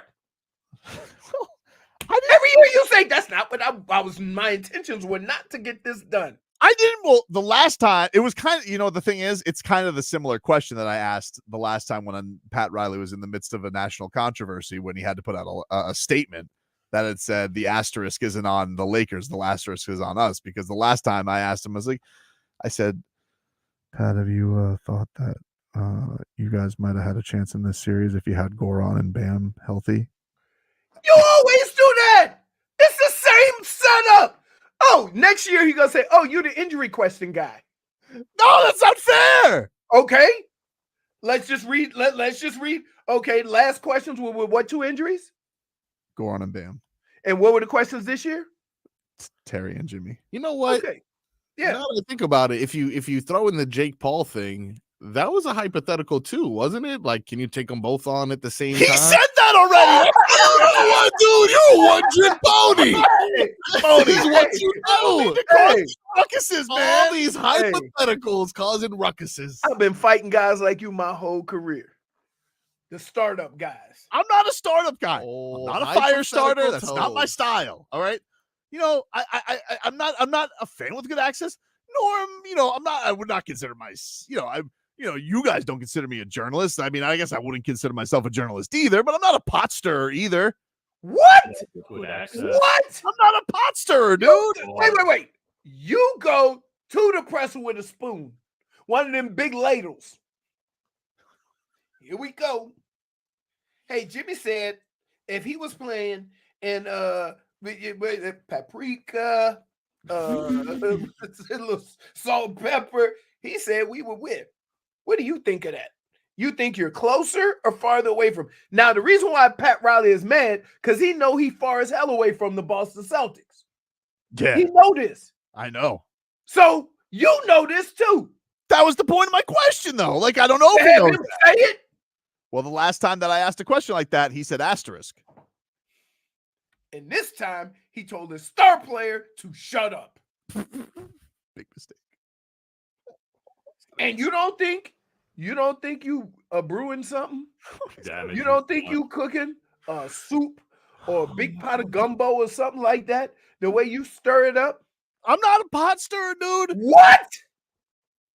You're not a pot stirrer, then how come every time you ask a damn question, First Take is talking about it? Dade South says Tobin is the bald guy from Game of Thrones with his little birds. Oh, who's that? What do they call him? Littlefinger? Is that Forrest? No, Littlefinger is also a schemer, though. Yeah, that's what you are. You got ulterior motives to asking questions. And then you tried to look. Did he say, that wasn't my intent? I wasn't doing that. It wasn't my intent. Oh, hypothetical toes. What's your damage done? Oh, well, I mean, you're definitely an honorary What? damages done. I mean, you have to be. Everyone's damages done. If you are a Heat fan, Tobin has to be your damages done. Just simply off of yesterday, May 6th will forever be the day that the SS Jimmy Butler hit an iceberg named Brendan Tobin. And it is slowly sinking leaning towards the I demise. mean, I love Jimmy Hey, Butler. Oh, I'm hey, sure you do. Let me ask you this. If things don't work out between Jimmy Butler and the Heat, where do you think everybody's going to go? I mean, I hope not me. I mean, No, you know damn well where they going. I hope not me. If Tobin would have just kept his mouth shut and stopped trying to go at Pat Riley with the He silly was ball, already, Jimmy. I think Jimmy was already riled. He wasn't going to get his money. I mean, yes, it we wasn't don't know that. was it the harshest, most biting comment? I mean, it's up for debate. I mean, he also called Tyler Herro fragile. Oh, And is he deflection. not? Is he not? Oh, he's Mr. Glass. But he also said he's a starter. Ugh. Which, first of all, if I'm not mistaken, that's a determination that Spo wouldn't make. Yeah, he's a starter, all right. First team all tweeter. See, you're lashing out again. I'm not lashing out. Now you're dragging Tyler. But he got Udonis Haslem in trouble. I'm mad at Tyler Herro. Well, guess what? UD was not wrong. He wasn't wrong, but he still got reprimanded.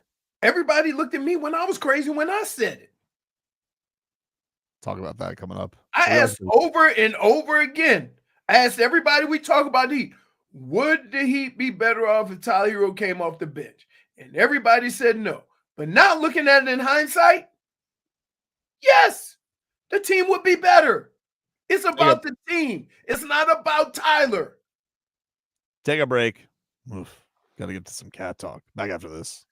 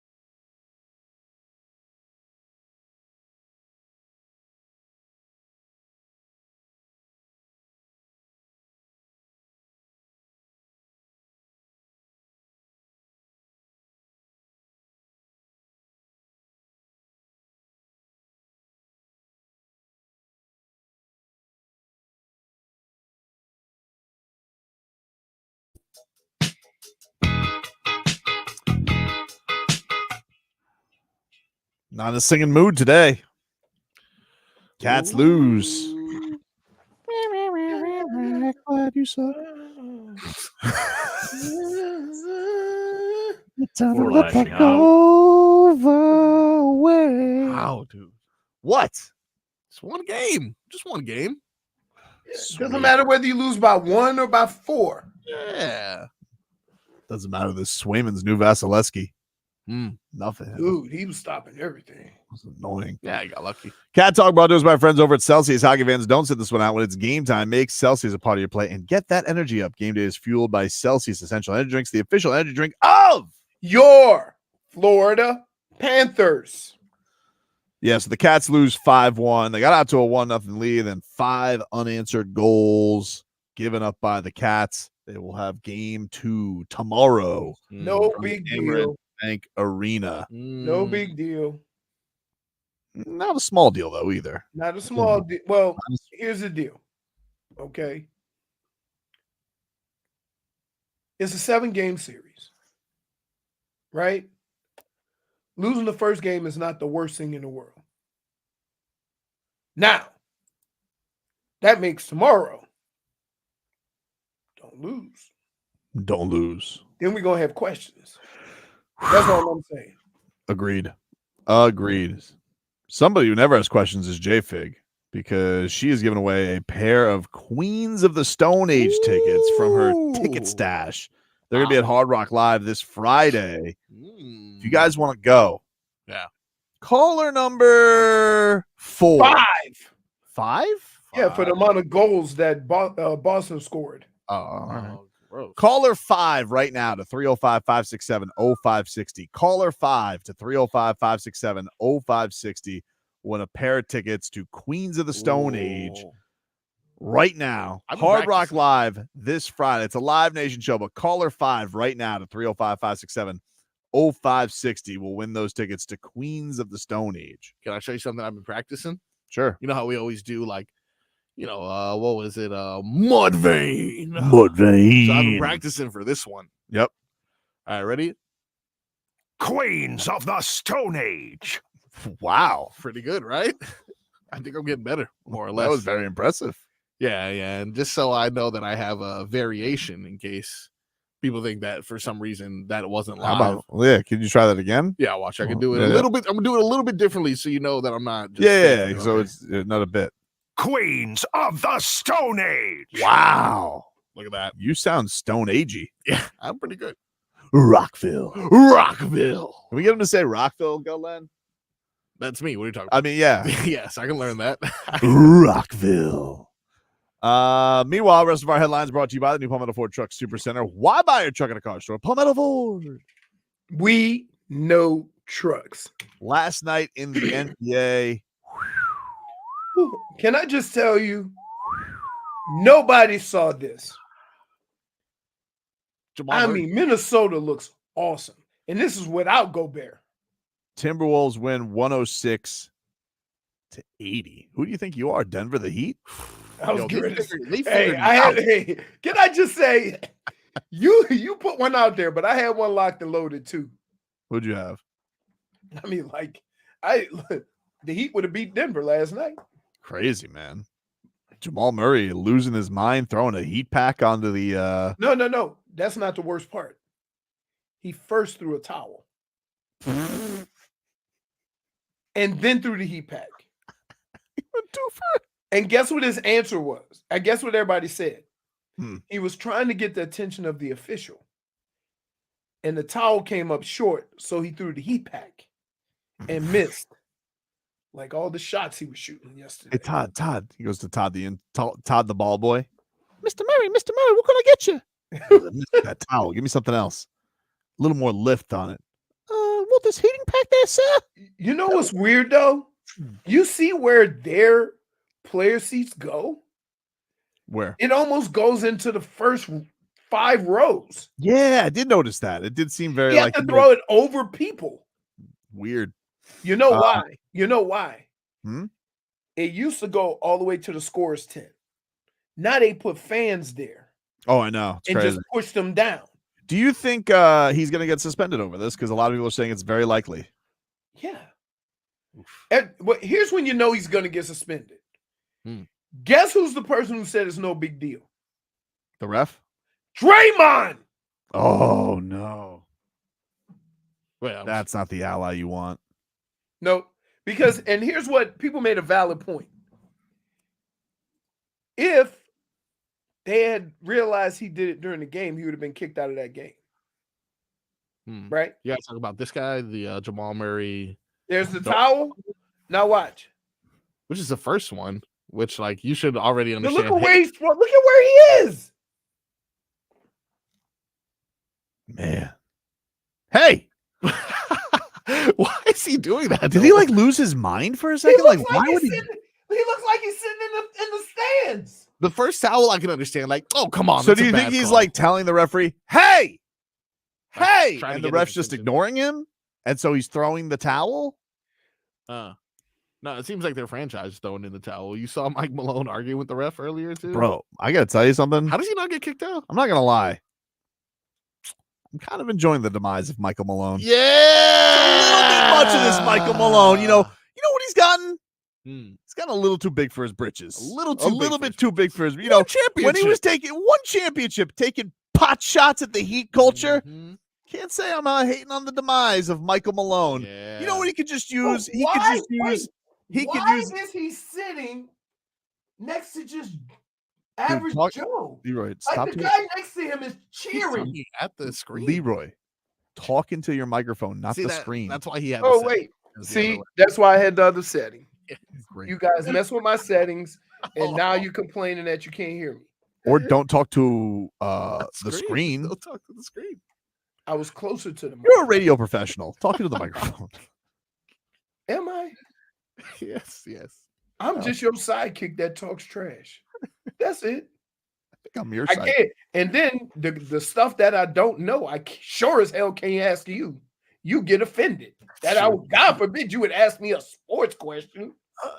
Tobin, how many home teams in the history of the NHL have gone down 0-1 and have come back to win the series after giving up 5 goals unanswered? Surprised I haven't gotten that one. You're a jackass. That's fair. I don't ask questions like that. Okay, dude. Nah, I made that up. No, so it's hilarious because we'll be eating. Not a whole bunch of talking when we eat. It's like we like that boy good. Or let me tell you something. This is the only words we said after I shamed the people with the salad at the buffet. We winning today, my friend. We are winning. Oh man. Hey, because I made sure I hit up them ribs. And I say, Toes, I seen somebody walking out here with ribs. I just had some eggs and bacon. There's ribs? He went and chased it like it was a Looney Tune that was finding the pie on the windowsill. What buffet has eggs, bacon, and ribs? This it was like 11 o'clock. Oh, brunch. Kinda, yeah. They had a carving station. Ooh. They had shrimp, Talk to me. clams. Oh yeah. Well, yeah, actually, but let me tell you something. I gotta tell you, I'm a little nervous about shrimp on ice. Huh? Right? Isn't there like a vein or something? Gotta see if it's like deveined or something. Yeah, you got no, but I'm just saying, shrimp on ice is just real. It makes me nervous. But I'm gonna tell you something. There was people hitting them shrimp over the head. Oh, they was killing them. Why does Austin Rivers right now look like he could work on my Harley with a socket wrench? He's definitely in a biker gang. Look at this guy. Where is it? Also, is that the BBL on the top screen? No, that's the BAL. It says the basketball. What is he wearing? Is he got a shirt up underneath there, or he's just going bare? He's just going sleeveless, dude. He's just going sleeveless. So he's going vest with a chain? Yeah. Oh, man. All right, we'll take a quick break. Back with more to this. This hour of Tobin and Leroy is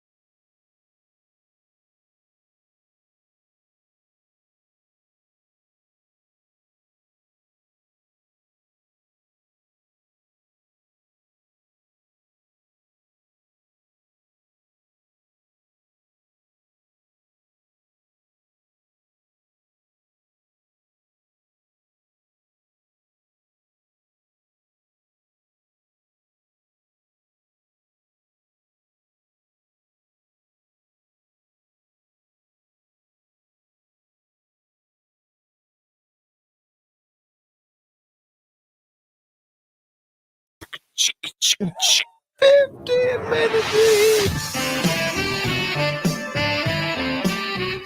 Bum bum. 15 minutes of heat here for you. 560 WQAM. My favorite part of the show, baby. My favorite part. Favorite part of the show, huh? Yeah. Yeah, well, I actually got a word. This will be the final day that we do 15 minutes of heat. Well, why? Yeah, they're taking it away from you. You ruined it. That's why. Taking it away from me. What do you mean? They're taking it away from you, This dude. isn't fair, man. No This more isn't- 15 this minutes is of heat not on the fair. show. I can't tell you. You've done enough. You know, Damage is done. Oh, hypothetical Tobes. Why did I say you could live in hypothetical? Because you tried to justify your dumb question. That's It wasn't a dumb question. It wasn't a dumb question. You can't say it's a dumb No, it wasn't. It wasn't a dumb question. But I don't me saying it's a dumb question comes from a different place than what others think. Udonis Haslem yesterday also got the business from Pat Riley because Skolnick asked him, "Hey, what'd you think about UD saying that? You're saying on ESPN that Tyler Herro is better off as a six man." Narrative that's out there. No, that's a narrative that's out there. No, everybody who has that narrative knows more than I do. You know, so they must know more than I know to say that about Tyler. Tyler's a starter, you know, and, you know, is that going to be something that you would ask a player one day, whether it be he or Rozier or somebody else one day? I mean, that's where a coach has a job to do. That's what he gets paid for, you know. So whatever is in the best interest of the team, because we don't know until you have everybody sort of available, how the whole thing works, you know. But the only thing I think true about what Udonis said, and he has to understand that, you know, he works for the Heat, you know, so, and, you know, like, go for it. Okay, but he works for the Heat. And I had that conversation with him because I think he's really good, you know, on NBA TV or ESPN on the studio shows, and I think he and Mike Miller are funny as hell on his podcast. They chop it up, you know. Half the stories are a lie, you know, especially the ones about me, you know, are embellished. All right. But yeah, he probably should have kept that to himself. But I'm sure that, you know, Amy and Jax and Eric and John, you know, Jose, you know, they work for us, but they know how to get to that point in a real good way. You know, I think that is our organization. You know, we have one voice, and that voice is all of our voices. Oh, yeah. But one guy who's going to distribute that information is Eric. Because with the nature of today's media, if I'm talking to the media every week, then there's always going to be conflict. Spo and I argue a lot, but I don't want to put it in the media, you know, about things. And God bless all you guys. You have a job to do, and he's going to have to understand. Yeah. Oh, thank Now, you. Oh, no. Hold on. Let me break that down for you. Because Pat Riley, and I don't want to call out the Godfather, he may have backtracked a wee bit. Because he started out by saying Tyler's a starter. Then he followed up by saying, but it's Spo's job to do whatever's best for the team. And do what he deems fit for the betterment of the team. Correct? Mm-hmm. Which means that he could very well be coming off the bench. It sounded to me like he said, "Hey, UD, why did you share our dinner conversations to the nation?" Yep. Hey, UD, can it, dude? I'm keeping it real, Pat. I got to tell you, I didn't love the fact that Tyler Herro liked this quote on Twitter. Didn't love that. I would love if he would like some buckets. Love some buckets. Look at that. Do you think maybe he was like, hey, UD, shut up, dude. You're lowering his value and we need to trade him this First of all, nobody tells UD to shut up. Nobody tells UD to shut up. especially Tyler. Like, you know, Hey, especially after he done just went and got a little work. Hmm? You know, Who? he got a little TV work. Who? His haircut? You Is that did. what I'm I don't think so. I think that's his hair. I think his Dude. hair looks what it looks like. First let of me all, see we something saw him real 2 weeks ago, Let me see. and he looked like Moses crossing the Red Sea with all that gray. And then we see him 2 weeks later, Hmm. and it's all black. Come on, dude. Pay attention. Hmm. Stop. Ugh, they're talking about it on McAfee now. You got pictures. You got pictures. I know you got before and after. I don't know what you're talking about. Wow. No. Actually, not one grade. By the way, before and after. Not Speaking of, one gray. He had more gray when he was playing. by the way, speaking of before and after, that like no longer under Tyler Herro's likes. Too late. Damage is done, Too dude. late. He Hey, knows. listen. Hey, Too check late, this out. dude. Check this out. Too Hey, late. Tobin, Hmm? stop trying to get that stink off you, brother. What do you mean? I'm not trying to like keep going after other people. I just say, listen, I would say tread lightly over liking tweets reprimanding Udonis Haslem. That's what I would say. Yeah. I would tread lightly if I was Boy Wonder on that one. Because guess what? UD show up a lot. Pat, Oh no. yeah. All of a sudden there'd be a knock on the door. Who that is? UD. Oh no. Tell the wifey and the kids to go out back. We need to have a chat. Sorry, Udonis, he's not here. It's a giant. Take a break. Back with more silliness after this.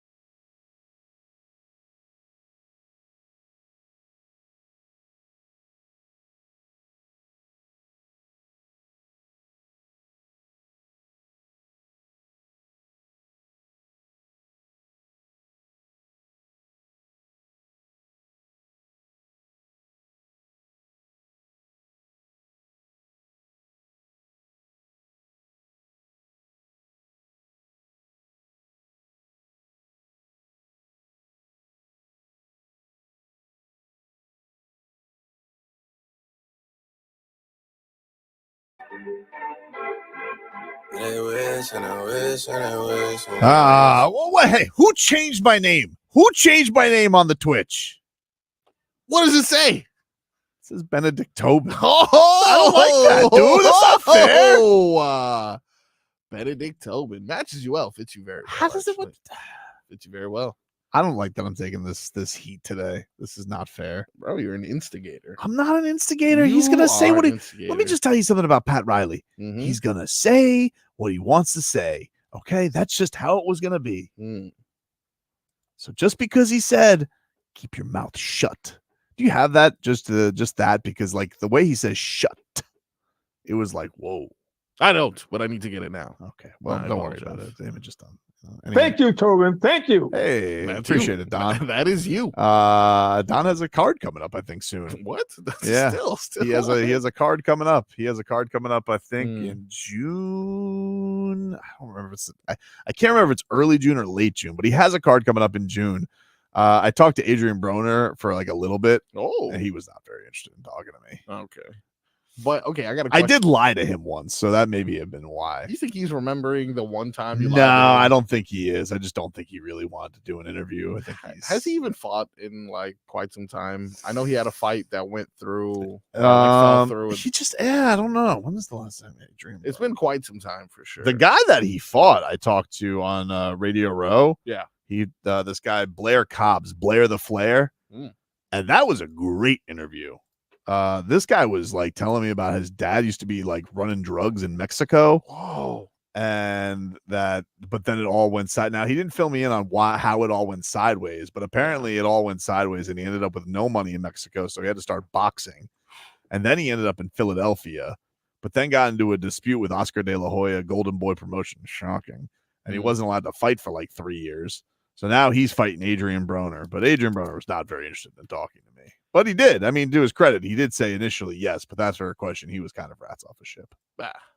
Is he going to be on the card, the Don King card, or no? Yeah, they're fighting each other. Don King? What? No, okay. So the Adrian Broner versus is on the Don King card. Yes.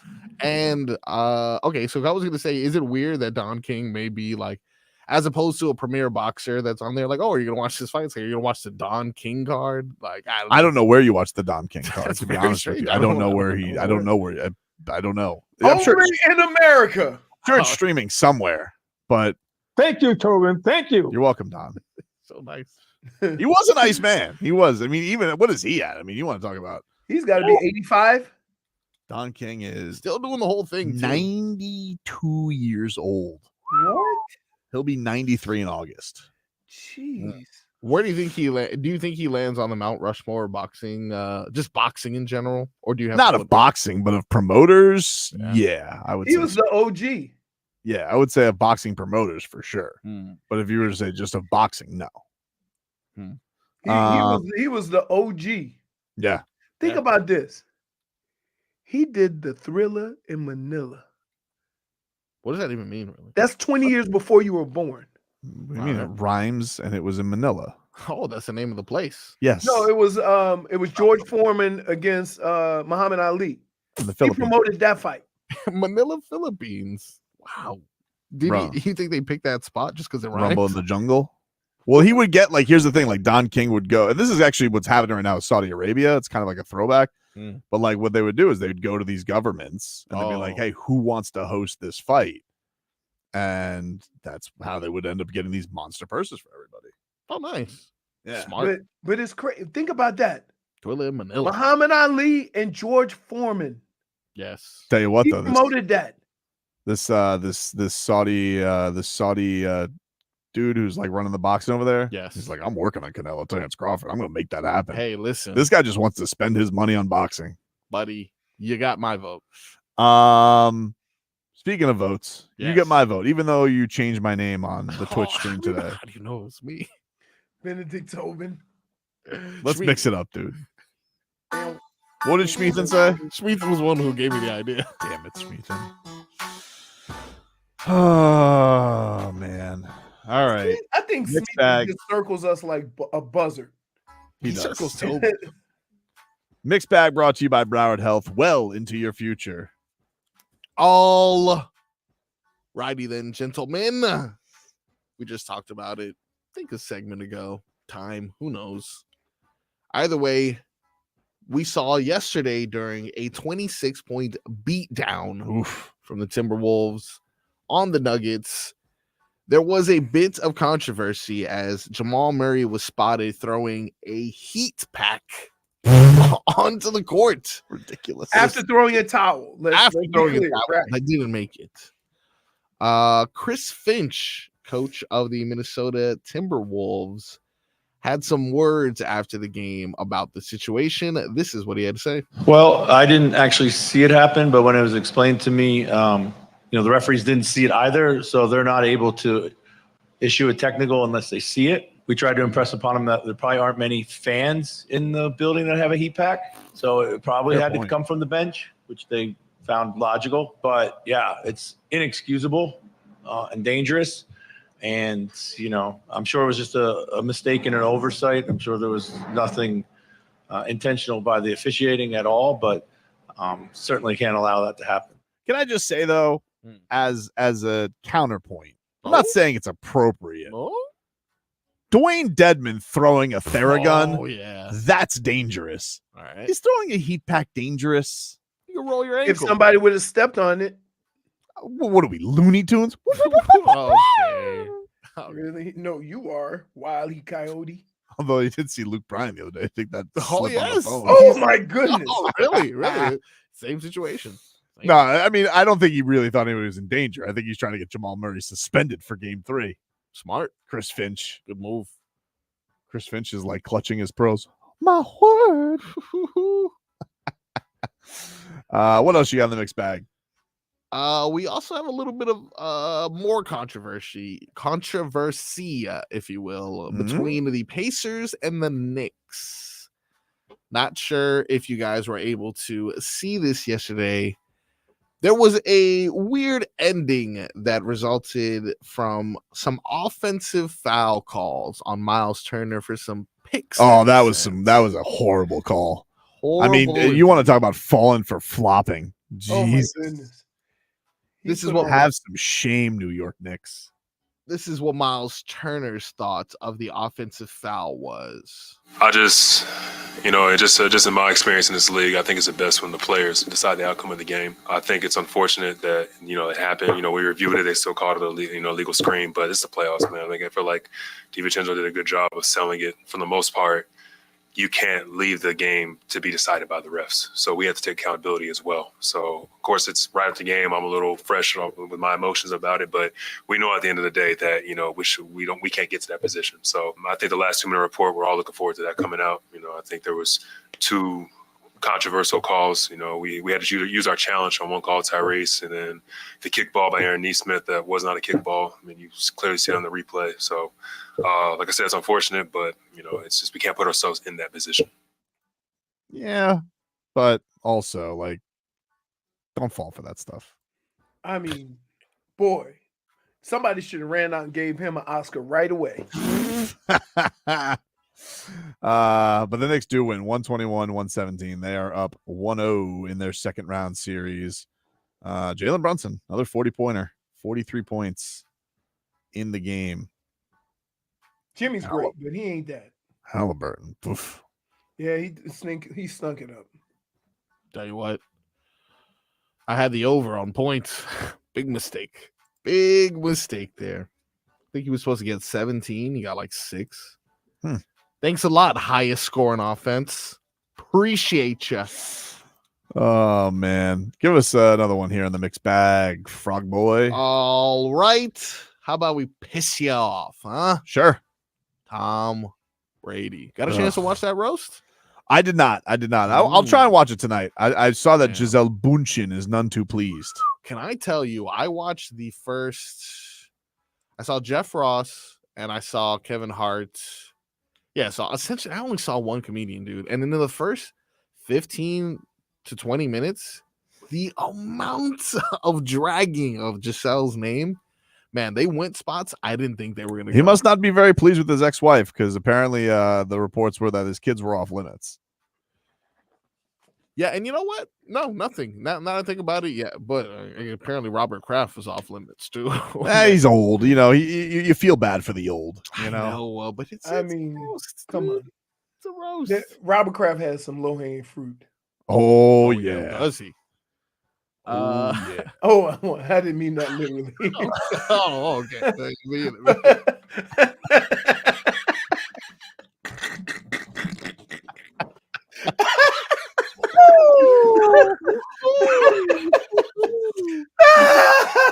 You think Palm Beach PD? Someone still got that video? Someone's got that video, dude. That video. Oh my goodness, what are we doing? One of the things, or one of these quotes here, Tom Brady talking about Deflategate, which was another topic. The Aaron Hernandez, a big topic. that was whoa, crazy. They had some good lighthearted ones too. One of them that I liked was Gronk thinks his last name is Owski, and I don't know, Tony Hinchcliffe. That guy killed everyone. But anyway, this is Tom Brady on Deflategate. Remember Deflategate? The NFL spent $20 million and found that it was more probable than not that I was generally aware that someone may have deflated my footballs. You could have just given me the $20 million and I would just told you I did it. There it goes. Hey, Valid valid point, because he ain't never get that much from his football team. He ain't never get none of that from the Patriots. Nice little bonus of 20 million just to admit something. I'll take it. The suspension was going to be the same. Because look, here's the deal. Here's how people are tricky with these things. You know, Tom Brady didn't get suspended for Deflategate. Tom Brady got suspended for lying. Yep. Because they couldn't find anything with Deflategate. So they said they caught him in a lie, and that's what he got suspended for. Not cooperating with the investigators. So when all the stuff that he's saying is accurate, he still got suspended. How many games? 4 games? 3 games? 4 games. 4 games. For like, what are we doing? All the crap going on in the world, and that's what we hung our head on for that 7 months. Well, he should have been punished. I got to be honest with you. Honestly, shouldn't have thrown the league. These Patriots just walking around laughing about the cheating now. True. Very true. This is That's why, funny, though. Strip them of a ring. Too late. damage That was is after done. the fact. though. Damage is done. I mean, they got their stupid rings. They know what they did. Yep. What else? Can you I got, tell you Marcus? what? Anything else in the mixed bag? Yes. I'd have footballs that were squishy like marshmallows if I could win 6 Super Bowls. What else you got, Marcos? Michael Malone. Oh, sick of him, dude. Sick of this guy. of him. You know what? This is what we like to call a comeuppance.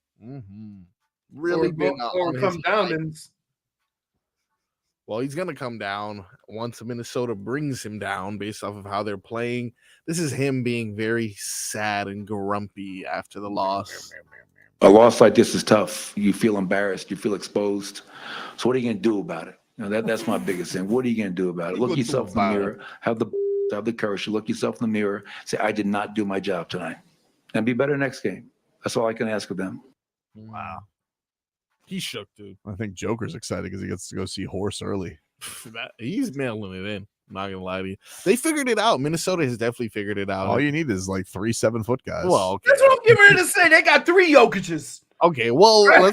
I will say though, listen, I think Depoy is getting. They won by 26 without Rudy Gobert. Let me just say, one could argue I don't know what's going to happen tonight with Defensive Player of the Year getting announced. I'm going to guess Rudy Gobert wins. But one could argue, if you hold Denver to its lowest scoring total without Rudy Gobert, does Rudy Gobert really deserve Defensive Player of the Year, which was kind of the point the whole time? Bam should get the award. Anyway, not the But here's the problem. Here's the problem. The voting is complete. Yeah, I know. That's why we need a If this had reset. happened before, they'd have been like, wait a minute. I need Ron Rothstein to be like, stop the tape. Yeah. More of a scheme thing that they have. One follows him the whole game, and then another one kind of cheats over. And you're telling me you don't want the 7-4 guy from Purdue? Killing me. If I was Anthony Edwards, who talks a lot of bleep, he should just start doing the pony next to Jokic. What if he Don't comes? worry, big fella. He's like, just do it. Don't worry, big fella. You'll be home shortly. You'll be home shortly. Oh, man. All right. We'll take a break. Final hour coming on up. We're streaming live on YouTube. Stop yelling at me, all right? Come on. Everybody who's harassing me, 305-567-0560. You I'm saying tired of Harris this doesn't moment. help. I don't like being harassed. The heat thing is not my fault, okay? I'm not causing a heat divorce. And everybody wants to badger me in the comments and in the DMs and on Twitter and calling me. I got text today from people. I don't even know your numbers. And then people are calling in. Let me yell at Tobin, 305-567-0560. No, go to hell. Okay, enough of you guys already. We'll take a break. Final hour coming up after this.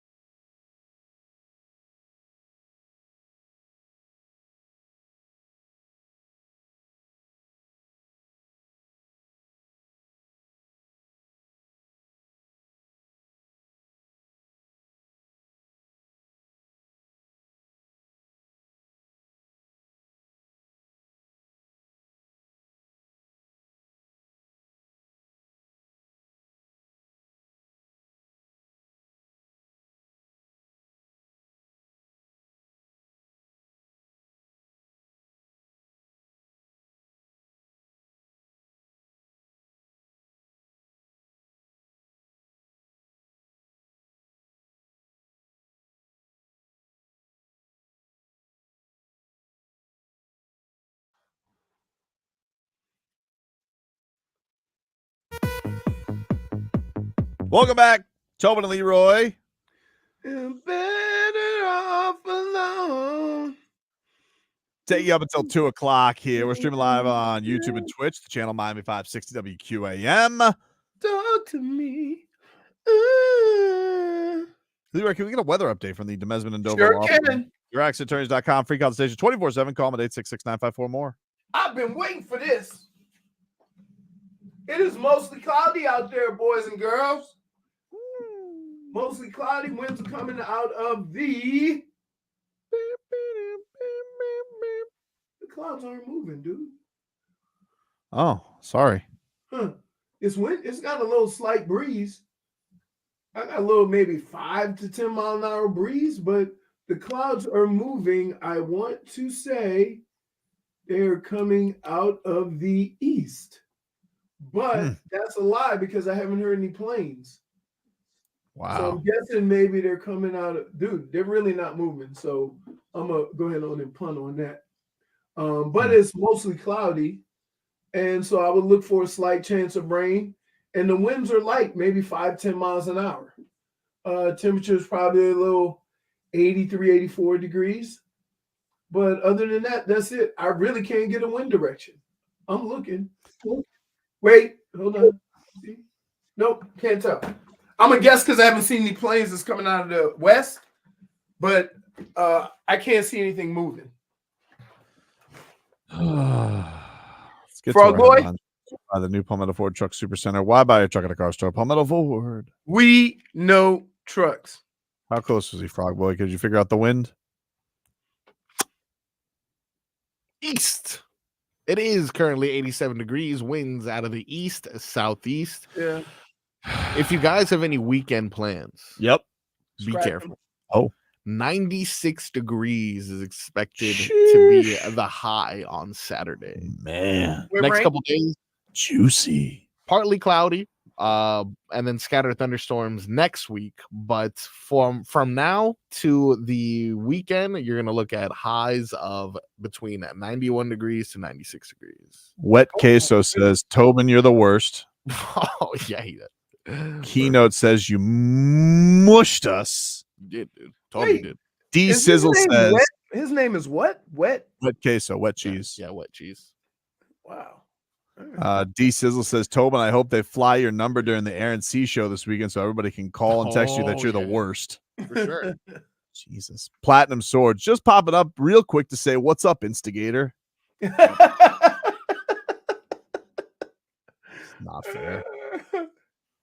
Joe, what's going on, Joe? What's going on, guys? How's everybody doing today? Not great, man. Well, I mean, it's your fault. It's my fault. It's not my fault. No, Tobin's fault. Tobin's fault. Oh, Tobin's fault. Yeah, we'll go with that. Yeah, man, the Heat, I don't know. We need to do something. I think it's time for a move. We need to get some firepower in our offense, I think. It's time to get out of looking at like we're in 1999. It was very 99-ish. Very 99. Very 99. I wish we scored 99 points. It would be nice. Yeah. It'd be better than, you know, between Spo, Pat Riley, and the Heat organization, Heat culture, we're like a master swordsman. We are a master of our class with our sword. But the problem is the competition's playing with high firepower and assault rifles, so we're going to lose every time. It's a good point. It's a good point. Thanks, Joe. Essentially, we've maxed out our talent, according to Joe. No, Joe's saying we're bringing a knife to a gunfight. No, he said Yeah, a sword. Sword. A sword. We're master swordsmen, essentially. So we I got to be honest with you, though. If you did see a guy with a sword at a gunfight, you'd be like, whoa, that guy probably knows his swords. Like, you ever see those back in the day, those martial arts movies where the guy can stop the bullets with the samurai sword? Yeah. Very impressive. Not really. Pew, pew, pew. Okay. What, Deadpool? Okay. No, Deadpool just don't die. Yeah, for sure. But either way, That's not- gonna no. You're gonna lose with the sword, dude. Yeah. Some say the pen is mightier than the sword. Not your pen. Get the hell out of here. What do you mean, dude? Although I will say this. Your mouth is blown up the Miami Heat. Please stop saying that. Blown Please up stop the saying Heat, that. dude. Please stop saying that. Starting from square I one. did not. Just because Pat Riley hit the dismount with keep your mouth shut. Like, I don't feel like that has to be No, tied. because here's the thing. Can I just say something? your fault though. And see, if I'm there Hmm? and you ask that question and get that reaction, Hmm? he would look over at me and smile. That's what he does. That's So not you true. know, oh, dude. I was like, oh, that was my reaction inside me. I was just like, No. when you hear him, just because it was a very distinct shut. When it hits shuts, I was like, oh. But in fairness to Pat Riley, he wasn't singling out Jimmy, because he also said that by UD. He didn't tell UD to keep his mouth shut. He tell UD to shut up. He was more polite He around. said, he said He was like, he can probably keep that to himself. keep it to yourself. With him, it was very distinct. It was a reminder. You know, one of the hard things to do when you first get out of the game and then you go to something like that, you feel that you have to have a hot take, right? Because everybody has hot takes. I think he just kiboshed UD's hot take career. Not really, because he got out there and UD was not wrong. I understand that, but that wasn't really the point of his take of what he said, was it? Like his point was, hey, keep it on the house. And then he followed that up with saying Tyler Herro's a starter. And then followed that up by saying, but there'll be some conversations that Spo has to have with certain players and blah, blah, blah, blah, blah. Right? He did say UD was right about how he ended his NBA season this year. The only thing that was true really about what he said the other day, he said, I know Riles home right after that game at 3 a.m. flying back, and that he's already upset and he's miserable and he's going to get to the bottom of it tonight. No, when I got in at 2:30, I changed. I went to the bar. I turned the game on. It was on replay. I turned the volume down. I put 2 ounces of Pantaloni's, tequila, along with some lime juice, 3 ice cubes, and I sipped it for 2 hours watching that damn game. I didn't want to hear it. I just want to watch it. And I realized how good Boston was, so...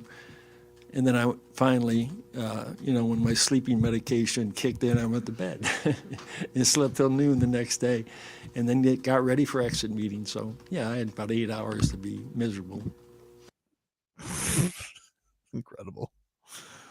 Pantaloni's tequila, pretty reasonable. I would have expected Pat Riley to have like $900 tequila. Well, here's the thing. There's no such thing when it comes to tequila and to rum. The most expensive bottle of rum is $130, right? I don't know about vodka. Vodka is not expensive either. Most expensive Pantaloni's tequila on their website is $55. Right. That's what I'm saying. So he's got the cheap stuff. I don't think so. But there's just certain liquors that aren't expensive. No, but Casamigos can get up to like 80. Ooh, but I'm just saying, okay. Now go dig into some whiskey. Whiskey? Oh, whiskey can get expensive. But he's tastes like cigar too. But listen, you not drink that's still sitting up in that cabinet. If you drink away the pain of a season. If you guys come over my house and you see me offering somebody that, you'll know one or two things. Leroy don't like him, or that dude ain't worth his good stuff. Tell you what, I wish I was sans pantalones. Nope. Instead, I'm sitting here double pantsed. But there's some, like, I've had excellent, expensive rum, and it wasn't like expensive. Tamora says Pat Riley should have realized how good Boston was during last off season when he made no moves. Totally fair. Wasn't his fault, dude. He was screwed by the NBA. Look, there's definitely there seemed like there was a sabotage put on Damian Lillard and the Joe Cronin thing. Yep. However, you're Pat Riley. You don't let people box you in because, oh, poor Cronin won't talk to me. Like, you got to find solutions. You put together the big three. You got Jimmy Butler with no cap space. Did Pat Riley put together the big three, or the big three put together the big three? They had to put the cap space together. You can't say, like, there were other organizations that they could have gone to. They did. No, they had to go somewhere. Okay, here's the deal. You can't give him no credit for the big three. I'm not going to let not giving him no credit, but here's what I'm saying. I'm saying that it was 3 stars in their prime that took less. Which go find me 3 stars that'll take. No one's doing it anymore, but he got him to do it. You know, he got him to do it. The stupid Knicks are out here making fake Sopranos episodes for LeBron. You know, the Chicago Bulls had Derrick Rose wouldn't even return a call to any of them. So yeah. How about this? And it'll all happen again if LeBron says he's leaving. I don't think he is, but it was interesting. Crazy. You know, my conspiracy hat did go off yesterday because he started off his press conference with a story about LeBron. And I was like, that's not nothing. I mean, he having conversations about LeBron, and you know how he felt about that. LeBron ain't leaving LA. I don't know. Would you want to go to them? They're a clown show. You think so? What if LeBron went to the Warriors? Too little, too late. He can go to the Warriors, and then those two old timers can have old timers day every time. Now we got. You don't think they can muster up one more year? No way. No. You seen Anthony? Wait a minute. Wait. Can I just say this? Legend. Can I say this? You're saying LeBron can't, but Jimmy can? Yes. LeBron been consistent throughout his 20 years. Okay, Jimmy's gotten more consistent. No. Did you hear what I said? What? I get Jimmy has been farther in the playoffs, but I'm saying LeBron has been a consistent basketball player more than Jimmy has. Hey, look, I'm not having an argument here about who's had a better basketball career, LeBron. No, I'm not even having an argument about careers. Then what are you arguing? What I said is a fact. LeBron has been more. You'd give $60 million to LeBron, but not to Jimmy Butler. Yes. Okay. Because I know what. Wait. Here's why. 42. Here's why. Because if I have LeBron, I know what I'm getting. Swept. With Jimmy, you don't know. Tell me you know what Jimmy's going to be next year. I know what he's going to be next year. What is he going to be? Probably going to be 21 points a game, 5 assists, 7 rebounds, 2 steals a game. And how many games? He gets to the free throw line 8 games. How many games is he going to play? Probably 60. Okay. Hopefully he won't have his MCL destroyed before the playoffs. But again. No, but I know what I'm going to get out of LeBron. Swept? No. Oh my goodness. All right. Coach fired? Okay. All right. Well, what do you know you're going to get? I'm just asking. Like, what do you know you're going to get? Because 25 to 30 points, about 65, 70 games. And he's still going to have moments where he can dominate a game. they're in the exact same spot this year. No, I'm not talking about teams. I'm talking about the player. They're both the best player, though. Like, what's the difference? Okay. No difference. Oh, my God. You're also the guy who also told me who's undefeated in life. Father Time. Okay, so you're saying, but I'm saying they're both essentially in the same, as far as age, they're both in the same spot. And my whole point was, okay, knowing Father Time is undefeated, who can you depend on more at their old age, LeBron or Jimmy? I mean, LeBron's way older than Jimmy, though. But okay, never mind. It's not. The question that I'm asking is valid, but it's who I'm asking it about, and that I understand. That's the problem you have.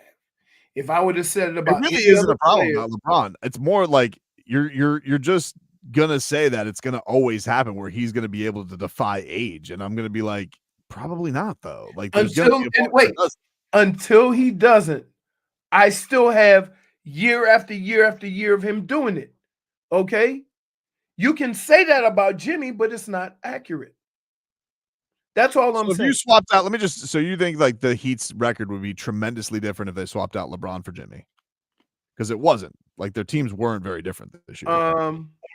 LeBron playing in the East versus the West? Yeah. Okay. You don't think so? You Not think really. they're samesies? Yeah, I'd say they'd be pretty close to samesies. All right. He's old, Leroy.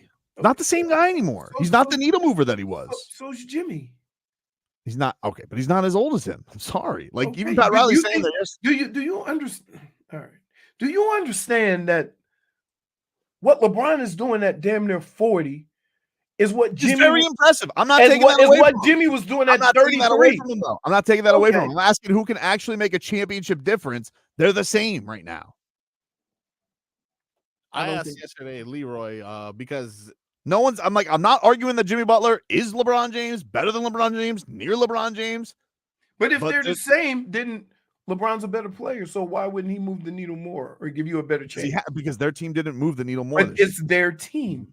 Jimmy, So if I took Jimmy and put him on the Lakers and put LeBron and put him on the Heat, who has a better chance of success? Probably the same. That's not true because LeBron would have played more games. You probably wouldn't have been in the play-in. He had the same record. He played more games. He was in the West. Okay. The West was way tougher than the East. Are you arguing that? Okay, it was tougher. That's fine. So having the same record in the West is a lot different than having that record in the East. So you think LeBron James at 41 years old is going to have the Heat as a 2 seed in the East? I didn't say a 2 seed. I What said do you think they would be? I said they wouldn't be in the play-in. There was no difference between 3 and where the Heat were. It was one game. If LeBron would the Heat be a 2 seed? If LeBron was on this team, would be a 2 he seed. would have just played more games. Would they have been a 2 seed? No, I'm not saying. I don't know what they would have been. They wouldn't have been in the play-in. Why does it have to be a 2 seed? But the difference between the play-in and the 3 seed was like 2 games. And it was, you know what it was? And like Pat Riley said, it was about availability. So if they're the same, cool. And Let's I put roll the dice. LeBron in the lineup and he's available more, then give me they're going to LeBron be with- better. If you give me LeBron with Jimmy Butler, we could talk. But like No, you're going but to swap them out. does that not make any sense? If LeBron was available more and I put him on the Heat and he plays more games, then that means their record would be better. So rolling the dice on somebody on the other side of 40 Okay. for a 3-year max deal. You won't give Jimmy Butler one more. No, I'm not. Wait, where are you? I'm not saying you pay LeBron. Oh, you moving think forward. LeBron James coming here for Girl Scout cookies? No. Leroy said he'd rather have Devin Booker yesterday. No, I did. Than Jimmy You Butler. gave me options. Great. He picked Devin Booker. You said Devin. No, you didn't. No, I did. I said Devin Booker. I said Paul George. I said Steph Curry. I think he even took Steph Curry too. No, I didn't. No, I No, didn't. you said Steph Curry was too little. Yeah, he said Steph Curry was too little. Right. I didn't ask LeBron though. I did not ask about LeBron. All right, we'll take a break. Back after this.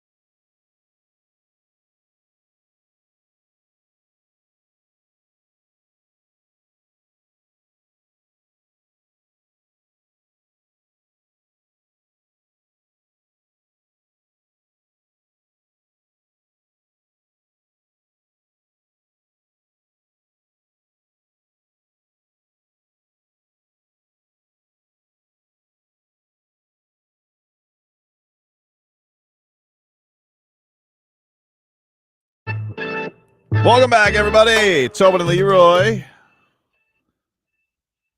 Take you up until 2 here on the program. Streaming live on YouTube and Twitch, 9560 WQAM.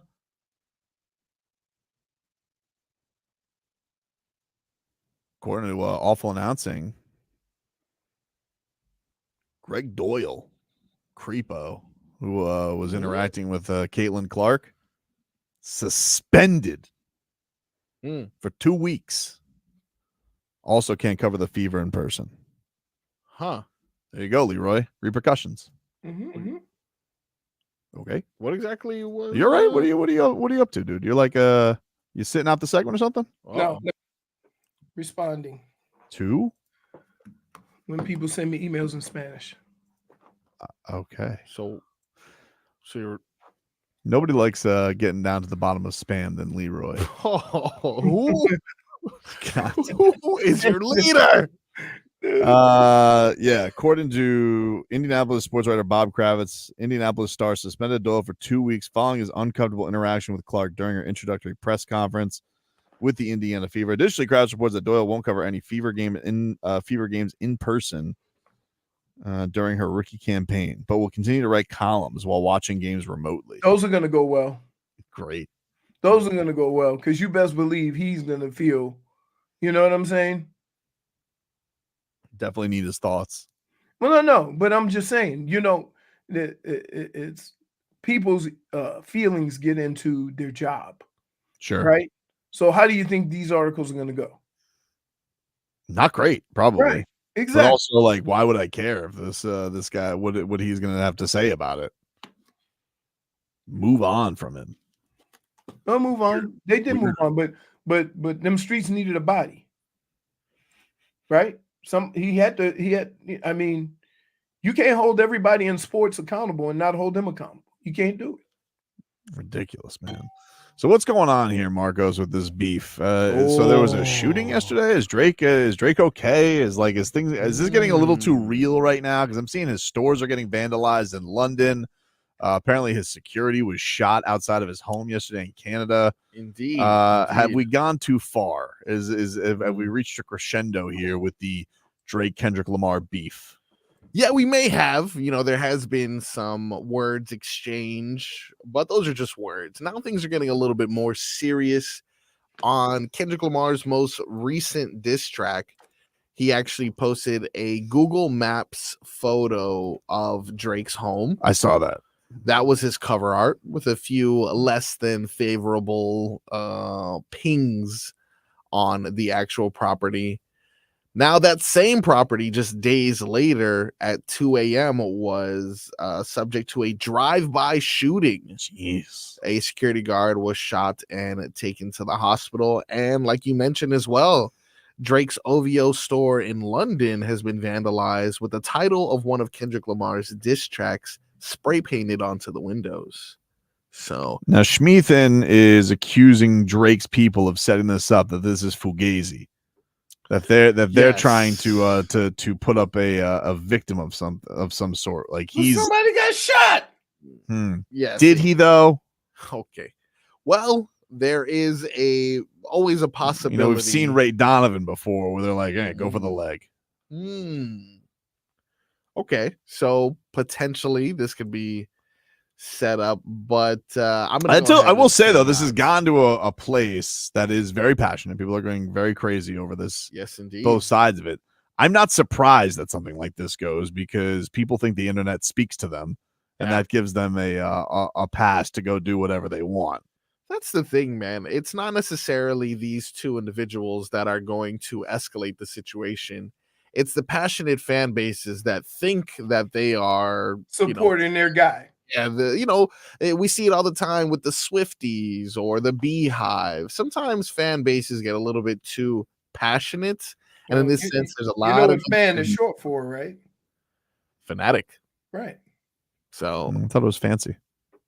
Tickle my fancy. Yeah, things are getting interesting. We're getting people's mothers, wives, children. Everyone's getting involved. Everybody's involved in this. Yeah, it's not looking good for our boy Drake, who I had in the lead the last time we So checked now in. you're taking him out of the league because of this? Not because of this, because of recent events of so you listen to the Kendrick diss and you say that he Yes. wins. It is a 10-9 as of right now. Kendrick is winning 10-9. Yeah. It's round 9. There's about 15 seconds left. And So he needs a haymaker. Yeah, someone threw something in the ring. He So needs they're currently stopping he needs like a Masvidal flying knee out of nowhere. Yeah, or what do we just see? Max Holloway. Max Holloway. He was already winning. Yeah, Max Holloway was winning that fight though. So you know what he needs? A Leon Edwards. He needs a Leon Edwards. He needs a Leon Edwards right now. But I don't think he has it in him.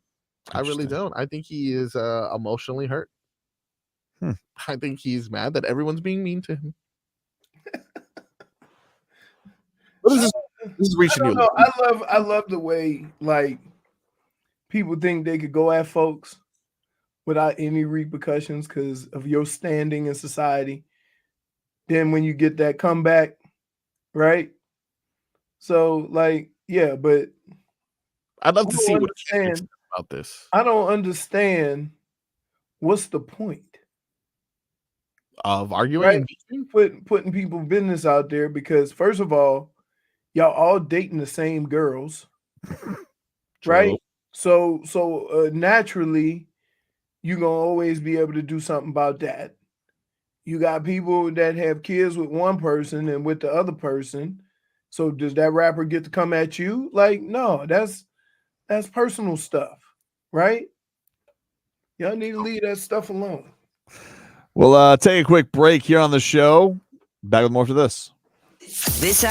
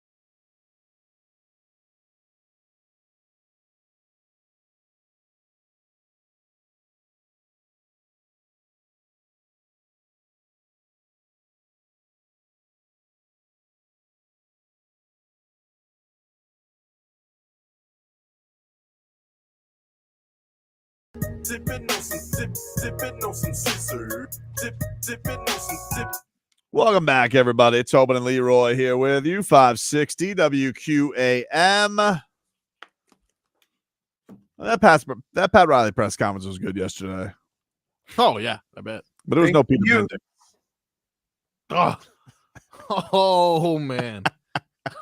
Oh man. How many press conferences is this poor guy gonna have? Did he have another one? Yeah, over the when they traded Rise. Sick of this guy. Here's the problem. Guy's sitting there. It's like I would be fine with trading players if they get something in return. But the problem is that it's never happened. Oh, same cycle over and over again. Same thing, dude. Same thing. Yep. Same thing. This will not last forever. Man. I'm not gonna lie, dude. I know it's not his fault, but I think I'm over him.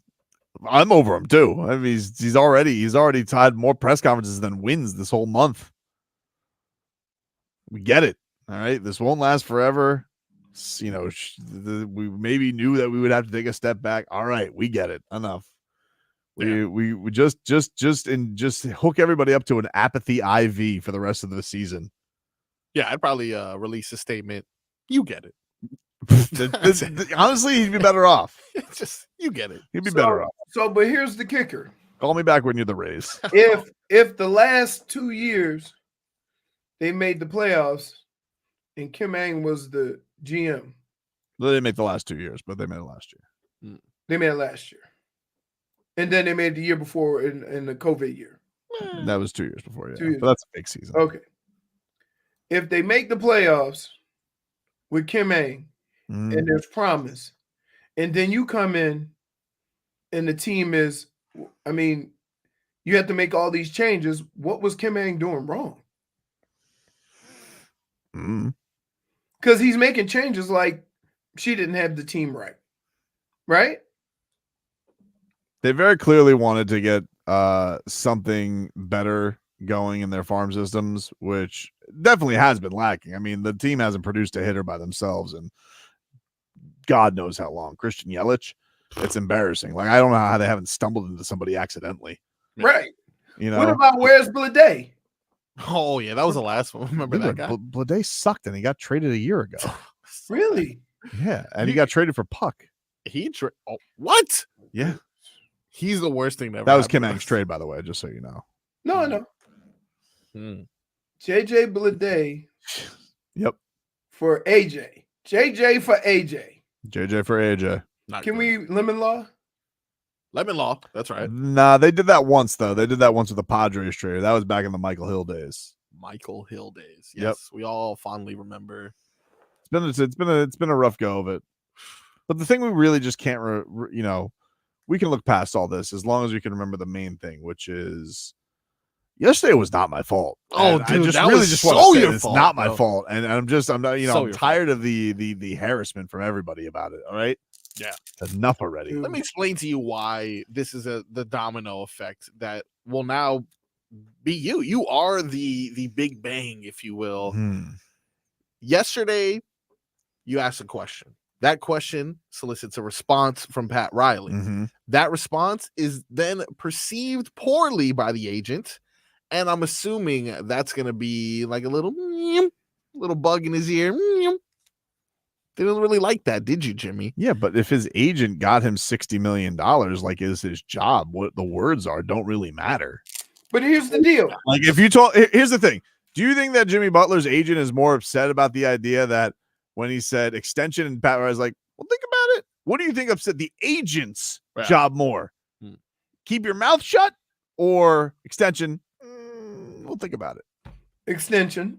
Yeah. Like it has nothing. Here's the deal. You could add that on if you want to. Yeah. Here's but what the he whole didn't point is to get his client $60 million more. Oh, that's fair. Here's what he didn't really respond to. So we'll think about it. He didn't really respond to the fact when Pat Riley said we had discussions before this year. Yeah. No, he did. Bernie. Yes, he did. Oh. And he didn't really, he said, oh, we talked about a lot of things. Talk to me about it. He said that hold on.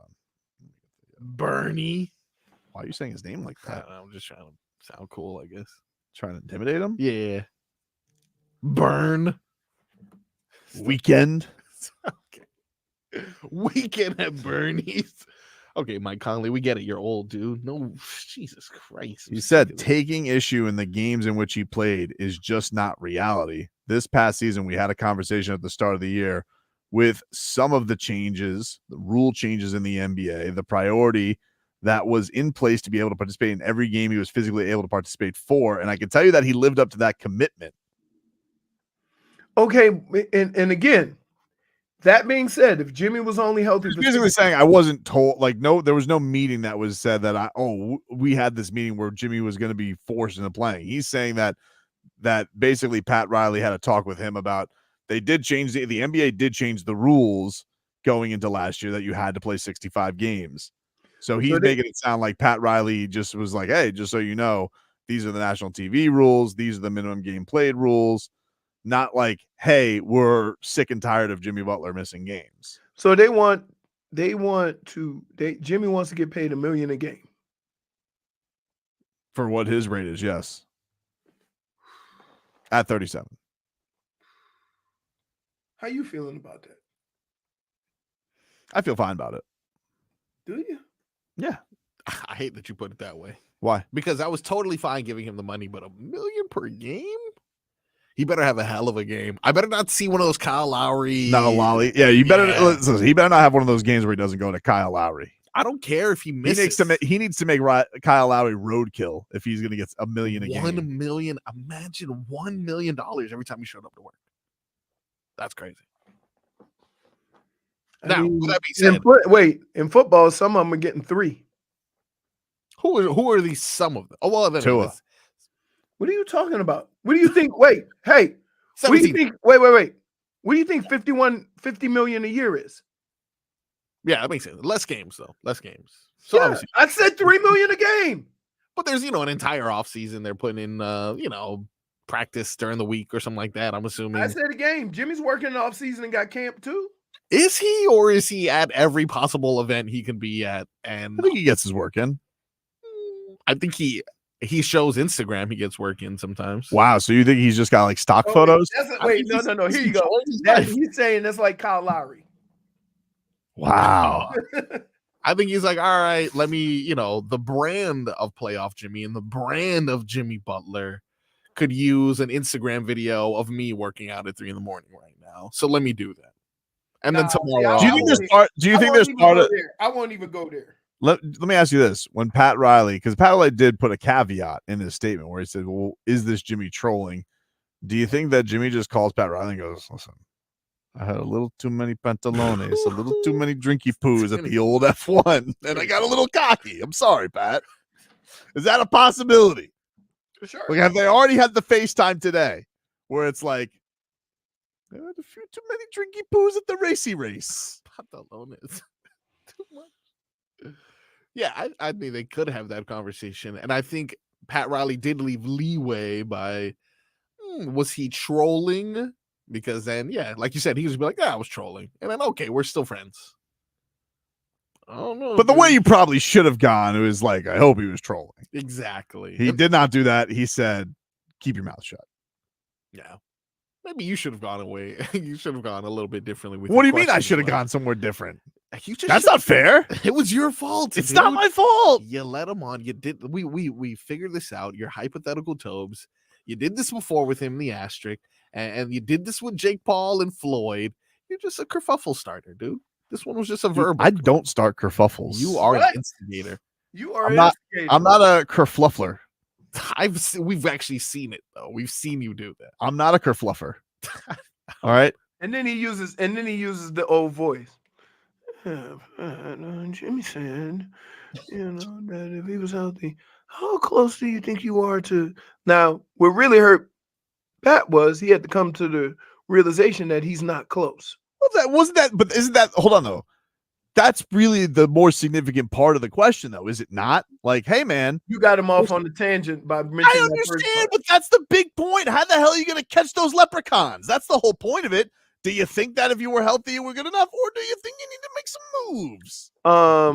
I think we all know the answer to that. I think, well, yes, but I still need him to say it. No, but instead he said to the star player, shut up. Yeah, that's lashing out. Really? You call Pat? Wait a minute, you -1 for lashing out. I'm sorry, I got to do it. For lashing out. All right. So not only did you get him to say something he got to deal with, now you're hitting him with a minus. I'm hitting Pat Riley with a -1 for lashing out. I'm doing it. Hit him. -1. But that's what he does. I don't care. Okay. I don't think you can do that. But you ain't have a problem when he lashed out at Tyler. Oh no, he deserves that. No, he deserves that. Quite frankly, I feel like he put a little hammock under him to make the landing a little soft. And he still broke a booty bone, falling on the hammock. Fragile, dude. I mean, handle with care. Like, my question is that at what point, because he's had some unfortunate accidents, at what point are you going to deem him fragile? I think he just did. No, I know, but I'm saying, like, all right. I mean, you think Jaime went through his rookie year and he played hard. Oh, he loves Jaime. Oh, a lot of because dude played a lot of basketball, a lot of intense basketball. He was like, "Oh, Jaime will play." Jaime and Nico. Those are his guys now. If you play, you're a Pat Riley guy. He's like, by the way, Jaime just at the White House yesterday, huh? Was he? Yeah, how about that? For what? Cinco de Mayo. Cinco de Mayo. Celebration. Yep. Huh. But it was the 6th. Well, 6 de Mayo. Can I? But it was on a Sunday. Well, he is right, though. I mean, Cinco is Cinco. Sunday goes to the next government day. Nah. Then you know what? Don't have the celebration then, buddy. Oh, if you're not gonna do it on Sunday, you're not gonna do it on Sunday. Don't do it. I say that, and I've had 3 birthday parties for my son. What the hell am I talking about? What? What? Are you crazy? What? I am crazy. Yeah, I was like, hey, let's not do a big one. I don't really want to. Whatever. We'll do 3 small ones. It's never small. Not with some of the people that show up to your stuff. -1 for instigating and insinuating. -1. I don't think I have that one. For instigating. You know what yesterday was? And insinuating. What was that? Make a Cinco de Mayo. Point for Tobin! That's our show, everybody! Queens of the Stone Age. Okay, hold on. I'm not saying. Hold on. No. Wait. Hold on. Okay, No. I'm going to say something first. Let me say this. Go ahead. You say something. No, I'm going to say something. You say And something. then after you two are done, I got something to say. If you're gonna say to me, can someone say something? You should keep your mouth shut. Hope you mother have a good day.